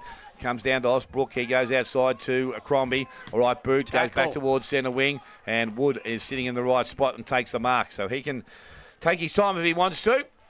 Wait for options to open up for him. He's going to go down the line. And why wouldn't you? Hootsma has marked most things that have come his way up in front. This time didn't quite finish off this time. Crombie tried to keep the ball alive through the hands. Picked up there by Fanning. He's tackled, brought to ground. And this time the umpire will come in and take possession of it once again.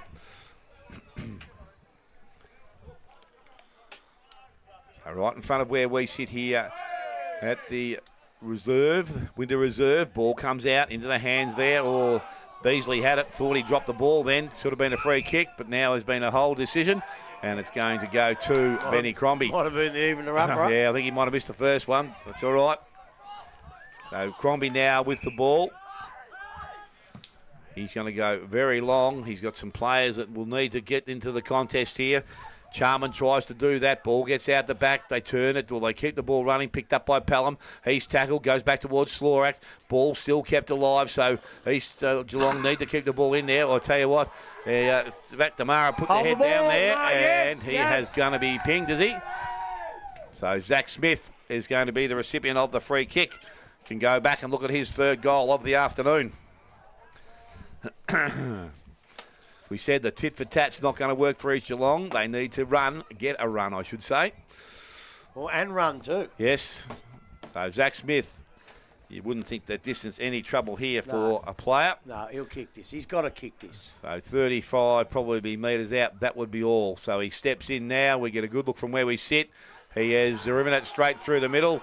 He has got his third, and East Gelong their ninth. They move to 9-10. They trail the Belmont Lions on 11 goals, 8. Morris Finance, we have gone almost 12 minutes, final quarter. That's what I say, Smithy. I think he's been totally obliterated by Slorak all day, and Slorak up until now possibly in the votes. But he's kicked 3 with a chance of a couple more here. He could finish up with 5, Smith, and then how do you say, well, Slorak played? Exactly. That's the type of player Smith is. He looks beaten, he gets beaten, and all of a sudden he bobs up and kicks a couple of goals, and hard to stop. And that's what they need in this last quarter. They need something a little bit special, a little bit extra to get them back within a goal, and then anyone's game. As a forward, it might not be a day, but it might be a moment as it comes back in now.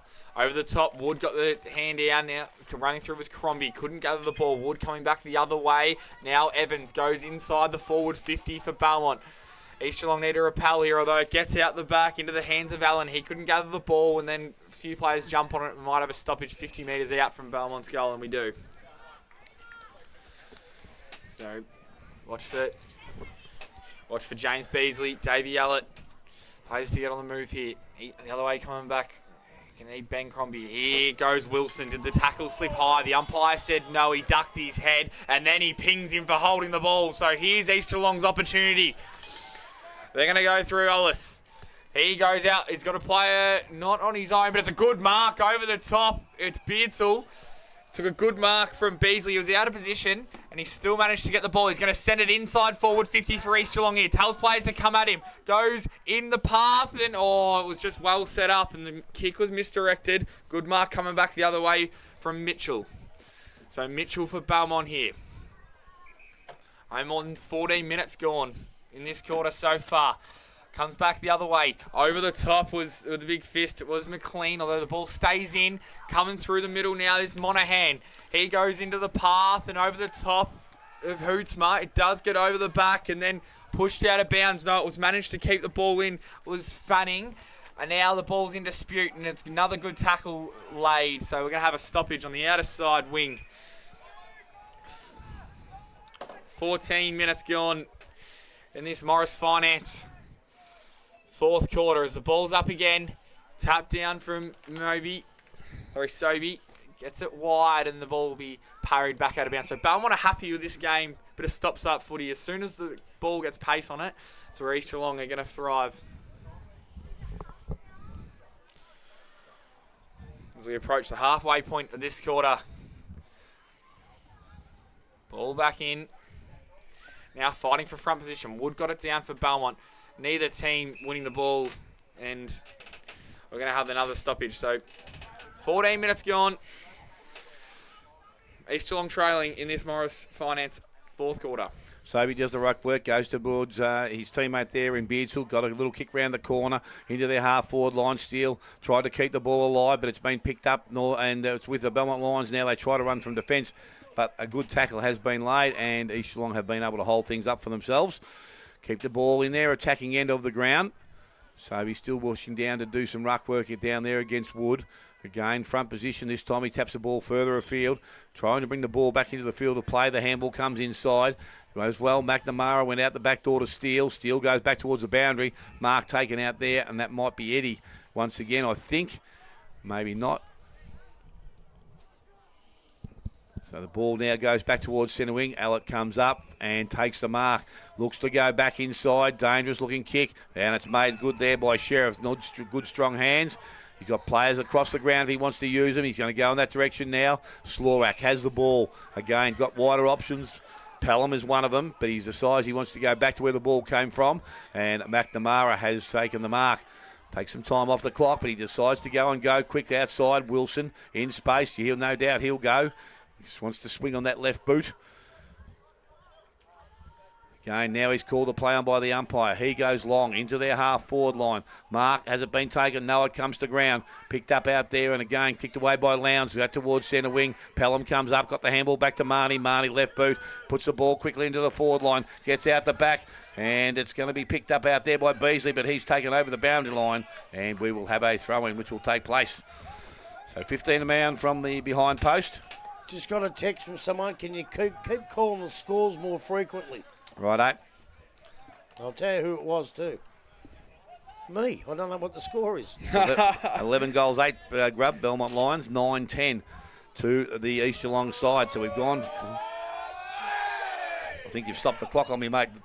Ball comes out of the contest, picked up round the clock. McPherson goes back towards goal. It's going to stay in the field of play. Spoil from behind, gets to the goal square and has been forced through for a minor score. And that moves Belmont Lions on to 11 goals, 9-10 East Gelong. And we have gone, I reckon, 15 minutes in this final quarter. Here goes Beardsall out for East Gelong now. They've got to go quick here. Sheriff coming back the other way and taking a good mark overhead. He's got numbers inboard, but he's happy just to take his time. So we're about 15 and a half, 16 minutes gone in this final quarter. He's going to send it long for Belmont. Looking for Wood. Can he take the mark? He's being held, I think he is. So he's going to have a shot from no more than 10 metres out. They had it covered there, East Gelong, but obviously the big threat of Wood, he's going to receive the free kick for being held and nearly seal this game up. I think it'd be a certainty from here, so 11-8, 74 here. Belmont is given more than a 4-goal lead. Pokes at it and kicks it. And the Winter Reserve, the locals love it. 12-8-80 to 9-9-63. Belmont kick away. 17 minutes gone in this Morris Finance last quarter scoreboard. I tell you what, that could be almost the end. The fat lady's just about to sing, I think East have tried valiantly early in the quarter, couldn't quite put enough goals on the board, and now Belmont have kicked a couple, and I just don't know whether... How many points the difference? You're looking about just over 3 goals, Grub. 3 goals, and on what's the time? Been on 18 and a half, almost 20. There's still a chance. There's still a slight chance. So back in the middle we go once again. McIntyre gets the ball out, goes to Mulville. Mulville back to Crombie. Tried to take it out of the air, but couldn't get any handball on it. It's going to be sitting inside the Swinner square now and working hard. Evans tries to take possession of it. So we can tell you at the moment that North Geelong 115, Corio 14, and Belpo still 89, 52 Thompson. So that's a good achievement at the present time. So from the middle of the ground, ball still in dispute there, picked up out there. Might have been Murdoch, had his head over the ball. He was tackled pretty well straight away. And it's I haven't got an update from your ground, Grub.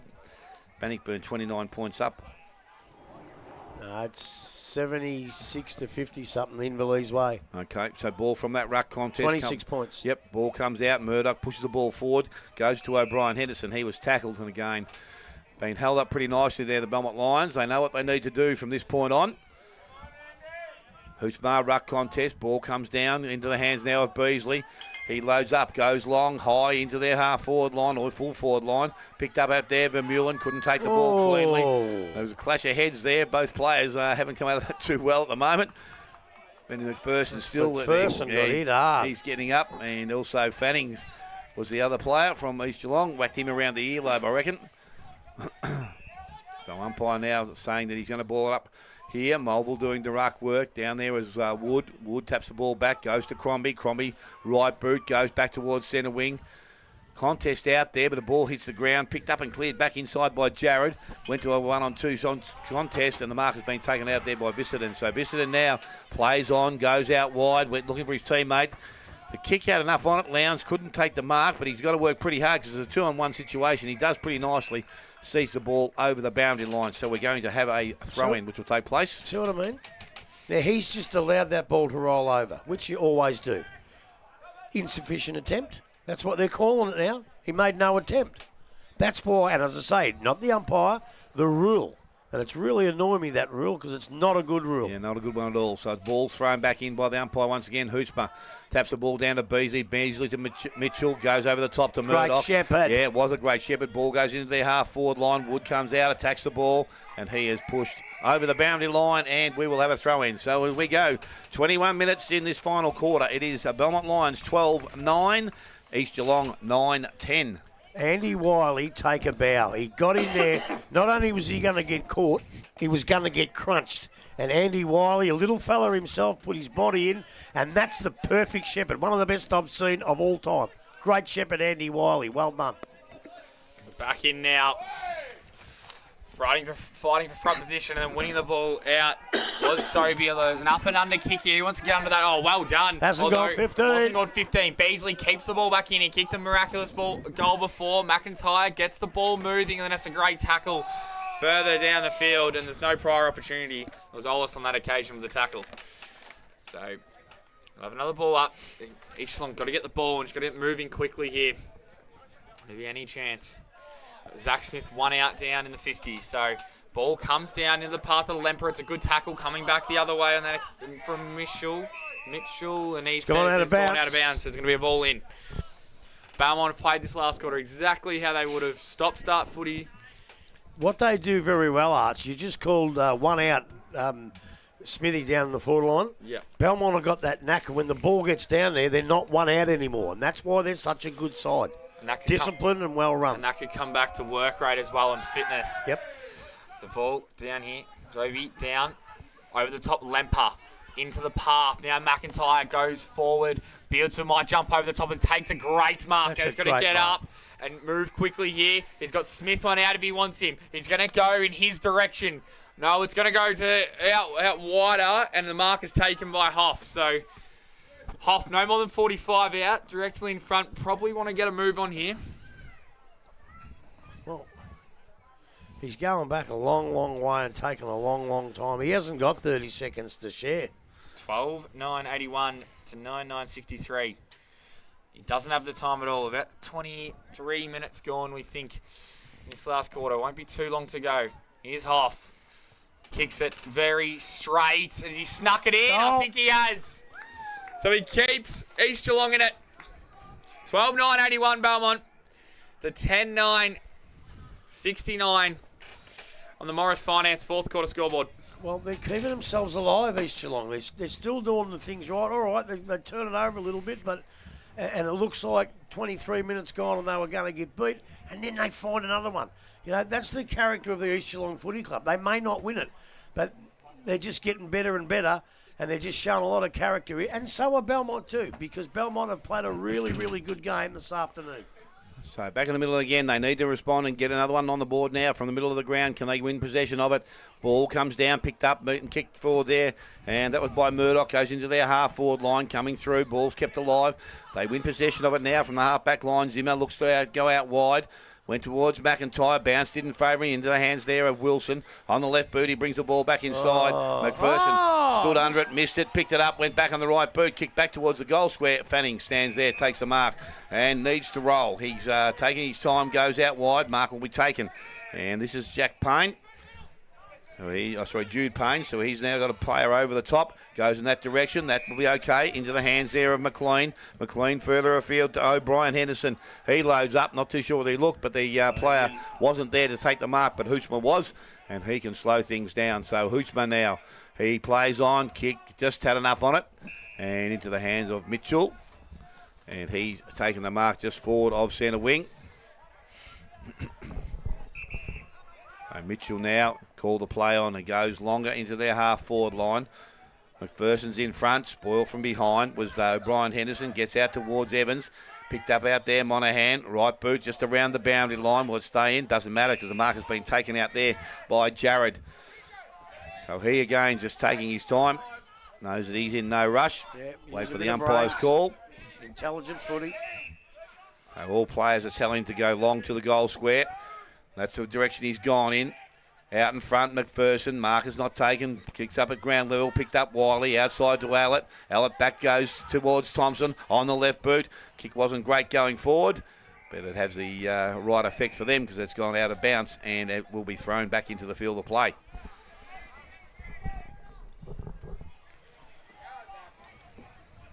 So almost 25 gone. Final quarter. It is Belmont Lions 12-9. 10-10 to East Gelong. Back in now, Wood fighting for front position, and so is Sobey. Sobey gets it down to his teammate. Then it comes out, here's Dave Yallett to ice the game. No, touched on the goal line from the East Gelong defender in Fanning. There's his opportunity there, Dave Yallett. Now they got to go, East Gelong. Won't be long to go. Here's McLean. Runs as far as he can and then kicks it out to the outer side wing. Good mark over the top by Melville. He handballs quickly. They're going to go through his brother in Austin Melville. Comes to over the top. Can Zach Smith get up here? Crombie might cover the ball. Snap back. Has he kicked the goal? He has. He has. He keeps East Gelong in it. I go coast to coast, and the kid does what he does best. 12-10, 82 to 11-9, 75 with 25 and a half minutes gone. And the Morris Finance last quarter. Well, you got the scores there, mate. I reckon I've mucked up a score pointed the wrong way here. So it's 12-10. 82 to 11-9. 75. And okay, we'll go with that because that we need to. And the clock on here says 25 and a half minutes if that's anything to go off. So we're not going for a goal or still put them a point down. Yep. Well, but by my but previously I had a goal down. I was just about to say, can we have a draw here? Yes. Probably not. We don't know. We might not know. We're back in the middle here. Over the top. Sobey, although Hootsman won it down now. Good smother coming back the other way from McIntyre. He's played some type of last quarter. Wilson steaming through. Gets the handball over the top. Sobey's there involved, although here's East Gelong's chance. They got to go and they got to go quickly. They're going to score twice. Great play. Gets over the top now. Here's Slorrock, who's had a pretty good day. Kicks a bit of a mongrel forward. Coming back now. Belmont might be able to ice it here. Handball over. Coming through again was Lempar, although he got caught and then the umpire says give it to me. So there's going to be a stoppage just in front of us here in the broadcast position. 27 minutes gone in the Morris Finance last quarter. Nick Sheriff, you beauty. He got to handle it to the advantage of his team. So the ball from the ruck contest. Sobey tries to go back after it, kept the ball alive, tapped it forward, fed it further afield now, picked up out there. Beasley couldn't get through the contest. A lot of players diving in now. They know that the scores are close, time's running out. So a clearance here either way could make one hell of a difference. Ball back with the umpire. Just asking to see the umpires. Sobey is there. Not too sure who the the Belmont Lions was. Ball's thrown out in that contest. Kicked off the ground by Eddie. Goes back towards Beasley. He's tackled, brought to ground. Tackle? No. In the back. Well, I think... No, I won't say no. It could go either way. They've done a great job today, the umpires. I can't give 50, boys, because it hasn't been called a free kick. So the ball's thrown up by the umpire once again. Ball comes from that ruck contest. Again at ground level. I'll tell you what, he's dangerous here. He's lying over the ball. No. Umpire is giving him the benefit of the doubt then, I think. So How many minutes we gone? well, 28 minutes gone. 28. I reckon that's the same number of cans these blokes beside us have had. Yep, so the ball now has chucked, gone up in the ruck contest. Again, there's a lot of scrum happening here. Each. So clearance required. East Gelong just need to get a big one outside the zone with a number of players around the contest. Ball is thrown up. Sobey this time tries to belt it forward. Hoff did nicely into the hands of McIntyre. Into the half-forward line. They go, Steele! He's up, yes! And he's taking the mark. So He's Steele. got it! You big men fly for the Rampley's pie! And Steele's now looking some options. He hasn't got one short. He's got a player longer. That's where he's going to go. Player out by himself. Needs a favourable bounce. Picks the ball up. Goes back inside. Good chase from behind by McPherson. Brought down. Kick forward goes to Osbrook. And it's now into the forward pocket. Players required to take possession of the ball, but Wilson will see it over, and we will have a throw-in. They just buggered that out. A good kick from Steele would work, but gee, it was a tough one. I think go for goals. So not a lot of time left in this game, you would think. So ball about 25 around from the behind post. Ball, ruck contest, comes down. Picked up out there. Will it be? Monahan had it. Got the handball outside. Gave it back. Now it ends up there in the hands of Ollis. Goes forward. Kick offline. And the mark has been taken out there by Pelham.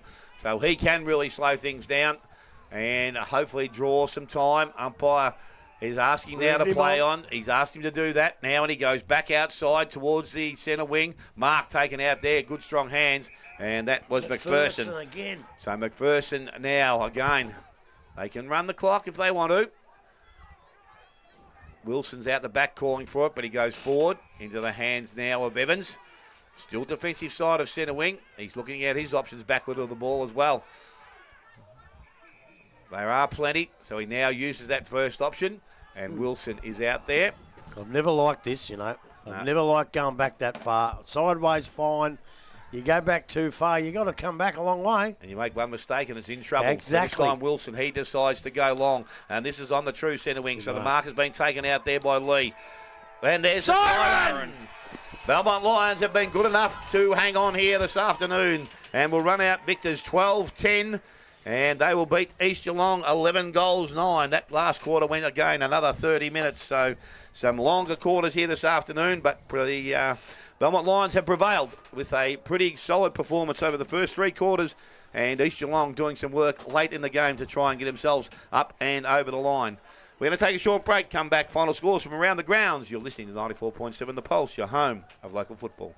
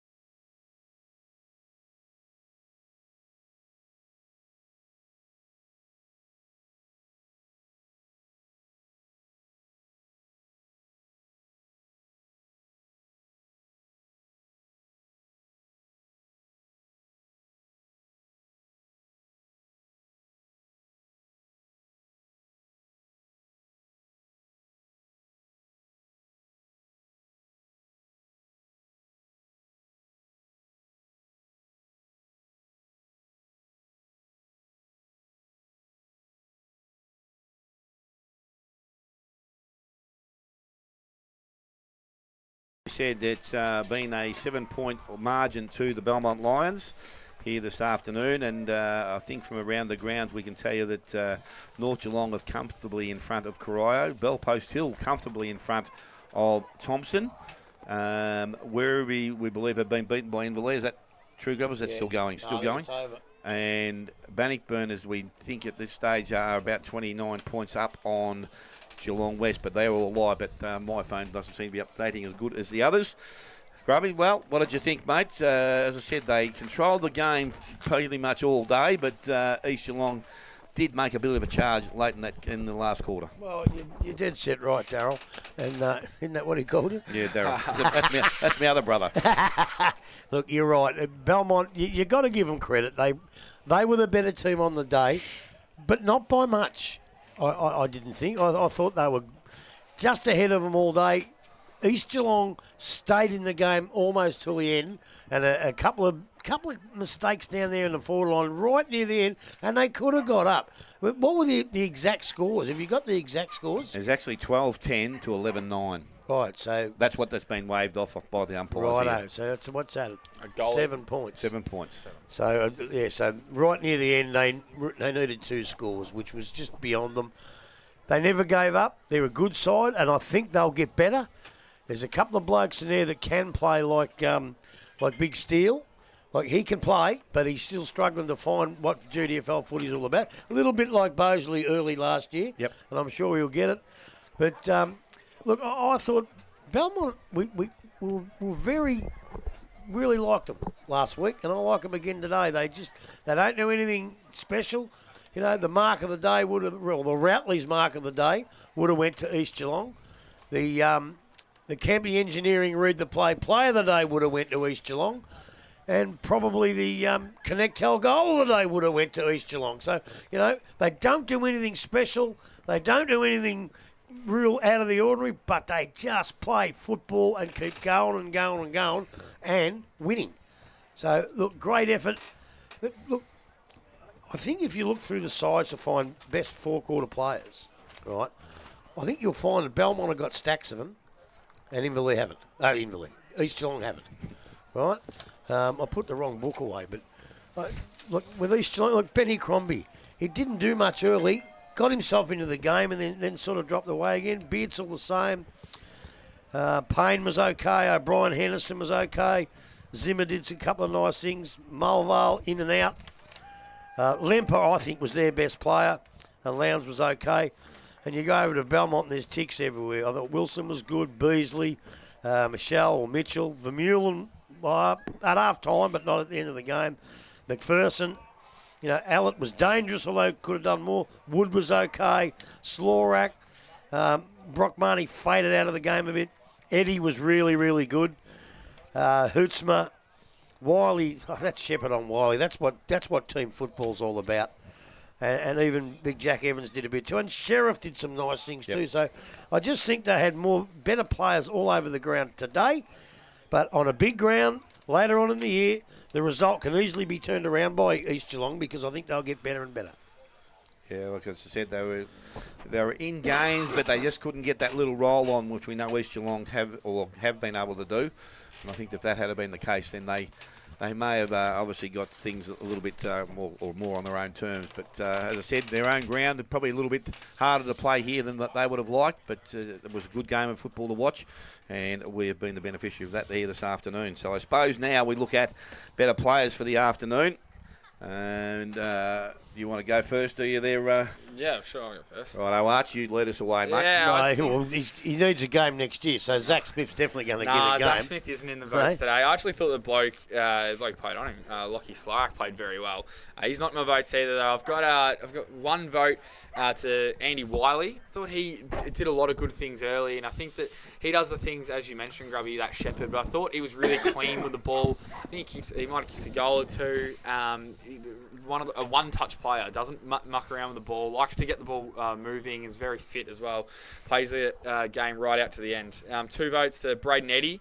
I think he was good off half-back all day, had good, strong hands in the contest, would peel off and work the ball up forward. And I think he was one of the players who played had a full 4-quarter performance. And my best on ground today was James Beasley. I think he kicked 3 goals, maybe 4, and kicked the winning goal. And I think he was in everything. Would have had probably 25, 30 touches, and I think most of those contested as well. So that's my best players for the day. I'm pretty similar, although I think you might have left out one bloke who I'm giving 3 to, but I gave 1 vote to Eddie, just ahead of Slorak, because of the simple fact that in the end, with a free kick and a nice easy one, Zach kicked 3 goals. Had he have kept him, had been a bit more lucky, because it was only bad luck, but keeping him to 1, I thought I'd give him the 1 vote, but I got to go to Eddie. I thought Eddie was my number 1 vote, or for 1 vote. 2 was James Beasley. He did jump out of the game a little bit. He dropped away, but he came back and fought back. And I think the main 4-quarter player was the big fella in the ruck. Sobey's a really good ruckman, and I thought Hootsma absolutely dominated the ruck. He took marks around the ground, and I'm going to give Noah Hootsma 3 votes.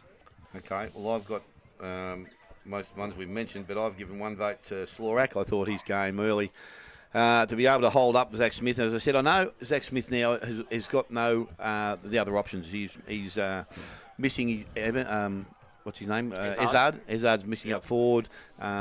But Steele's there. I think Steele played too far away from him. I would have liked to see him play a little bit deeper. As I said, he needs some help down there. He's not your key player, but if you get him on the second or third defender, it can be very hard to beat. But Slorak did a good job. Mitchell, I thought all day outside was pretty good. Provided a fair bit of run and a link-up play right down the ground.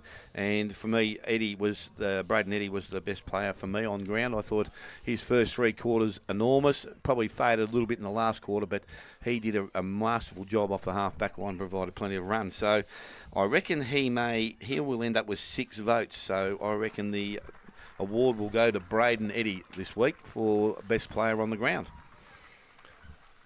Did you get that, Grub? Yeah, I got it, but I'm not giving it to him. No, that's all right. No, you can't give it to anyone but Hootsma. He absolutely killed him. I don't know what game you blokes were watching. No, I really don't. He played well, but as I said, it was just the way I saw things. For 4 quarters. You already said Eddie only played 3. Yeah, Hootsma was only there for 3. I thought he was there for 4, mate. No, he beat Sobey all day. There was a lot of good players there. So you can write whatever you want on there, but that's who would win votes from me. So next week we have got, again, some interesting calls not interesting calls to make, but some interesting games to take place, and we're looking forward to that. As I said, the round 5 games will be Corio taking on Wereby Centrals, and both sides. No, Corio have won 1. Yes, they have. Yep. Yeah, no, they have, and they would need to turn things around because their last 2 weeks have probably been something that they wouldn't be happy with. Thompson take on Winchelsea, and again now after last week or after today's results, you would think that would be a pretty good game to go and see. East Gelong take on Belpost Hill, and we know what Belpost Hill have done to East Gelong in recent years. But that's at East, isn't it? And it is at East, and it would be something that would be worthwhile going to see because, as I said, every time these 2 sides play, the margins are not too great. Invali take on the Belmont Lions, and now with a couple of wins under their belt, I think they would look forward to this challenge, Grub. Especially out at Invali. I don't think they can beat them here, but they can out there. And the Giants take on North Gelong, and that will be at the West Oval. And North Gelong taking all before them up to date with 4 and zip, both themselves, and the Belmont Lions are currently in that position and hold top 2 positions on the ladder. Well, I can't see West beating them. No, I don't think so either. I think that would take a miraculous game for them to play and beat them because, as I said, they're going along pretty nicely. But our round 5 match of the day next week, we are going out to Anarchy. I'm going to cry. I promised Darren Bennett we're going to cry. I'm going to cry. Right, we'll see you out there. But we'll have an empty chair there. We're off to Anarchy, aren't we? Well, you can go wherever you like, but guess what? Me and Brad are going to cry. So round 5, I think it's past Players' Day out there next week at Anarchy. 100 years. And they are going to be taking on Bannockburn Tigers in a game that both sides will be very keen to win and consolidate themselves. So as I said, there's still a game going on this afternoon, and that is out at Winchelsea. So if anyone that wants to go out there and have a look. Do you want to go? No, I'm pretty right, Job. I'll be heading for home. And we will name the Team of the Millennium for Anarchy next week as well. Team of the Millennium. Team of the Millennium. Well, you better start picking it because I got no idea. I'm not doing this one. I'd have to have a list put in front of me so that I could to work from. So that might be something that Alex might be able to shoot us out during the week. But well, boys, what are your thoughts? Good game this afternoon. Great. And some results there. A game that probably we wouldn't have predicted early in the day. Well, that's twice we haven't predicted Belpost Hill. Maybe we're selling them a little bit short because they've had a couple of real good wins, which I don't think either of us picked them. No. North Gelong going along there on their way. I'm still on top of the ladder, I would guess, with Belmont sticking right behind them on second. So they're the two undefeated sides. East, they've had a loss, but it wasn't a great loss. I thought they played all right. Wereby, pretty miserable story there. I think young Brandon Houlihan maybe went to hospital with a neck injury, so he might be out for a while.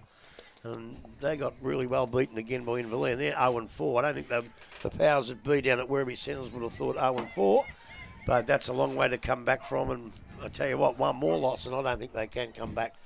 Who are the other sides? I think Winch played tonight. Who did Winch play tonight? Anarchy. So that's at Winchelsea. Yeah, that I actually might go out there. That might be a pretty good game.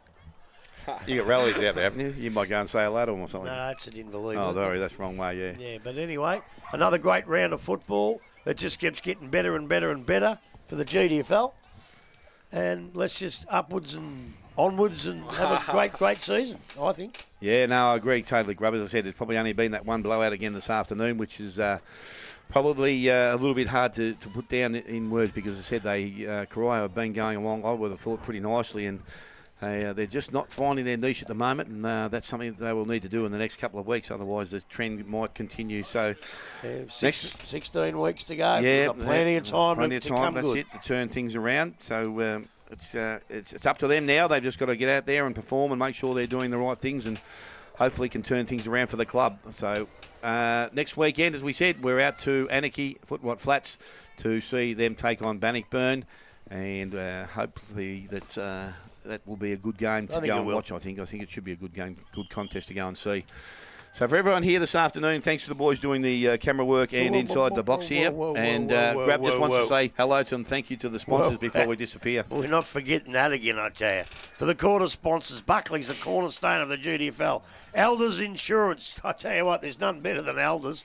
P&R Foods, that's the rat, I think, and he does a magnificent job at P&R's Food. And, of course, the best in the business, go and see Martin Carter at Morris Finance. For the mark of the day, the Routley's mark of the day, the big men fly for the Routley's Pie. And when we had a couple of beauties today for victory trophies for the Hotham Hotel, which we do the best on the ground, which Braden Eddy has won. For the Yards Hotel in the West, for victory trophies. Kempy Engineering, read the play of the day. Thanks very much, Kempy Engineering.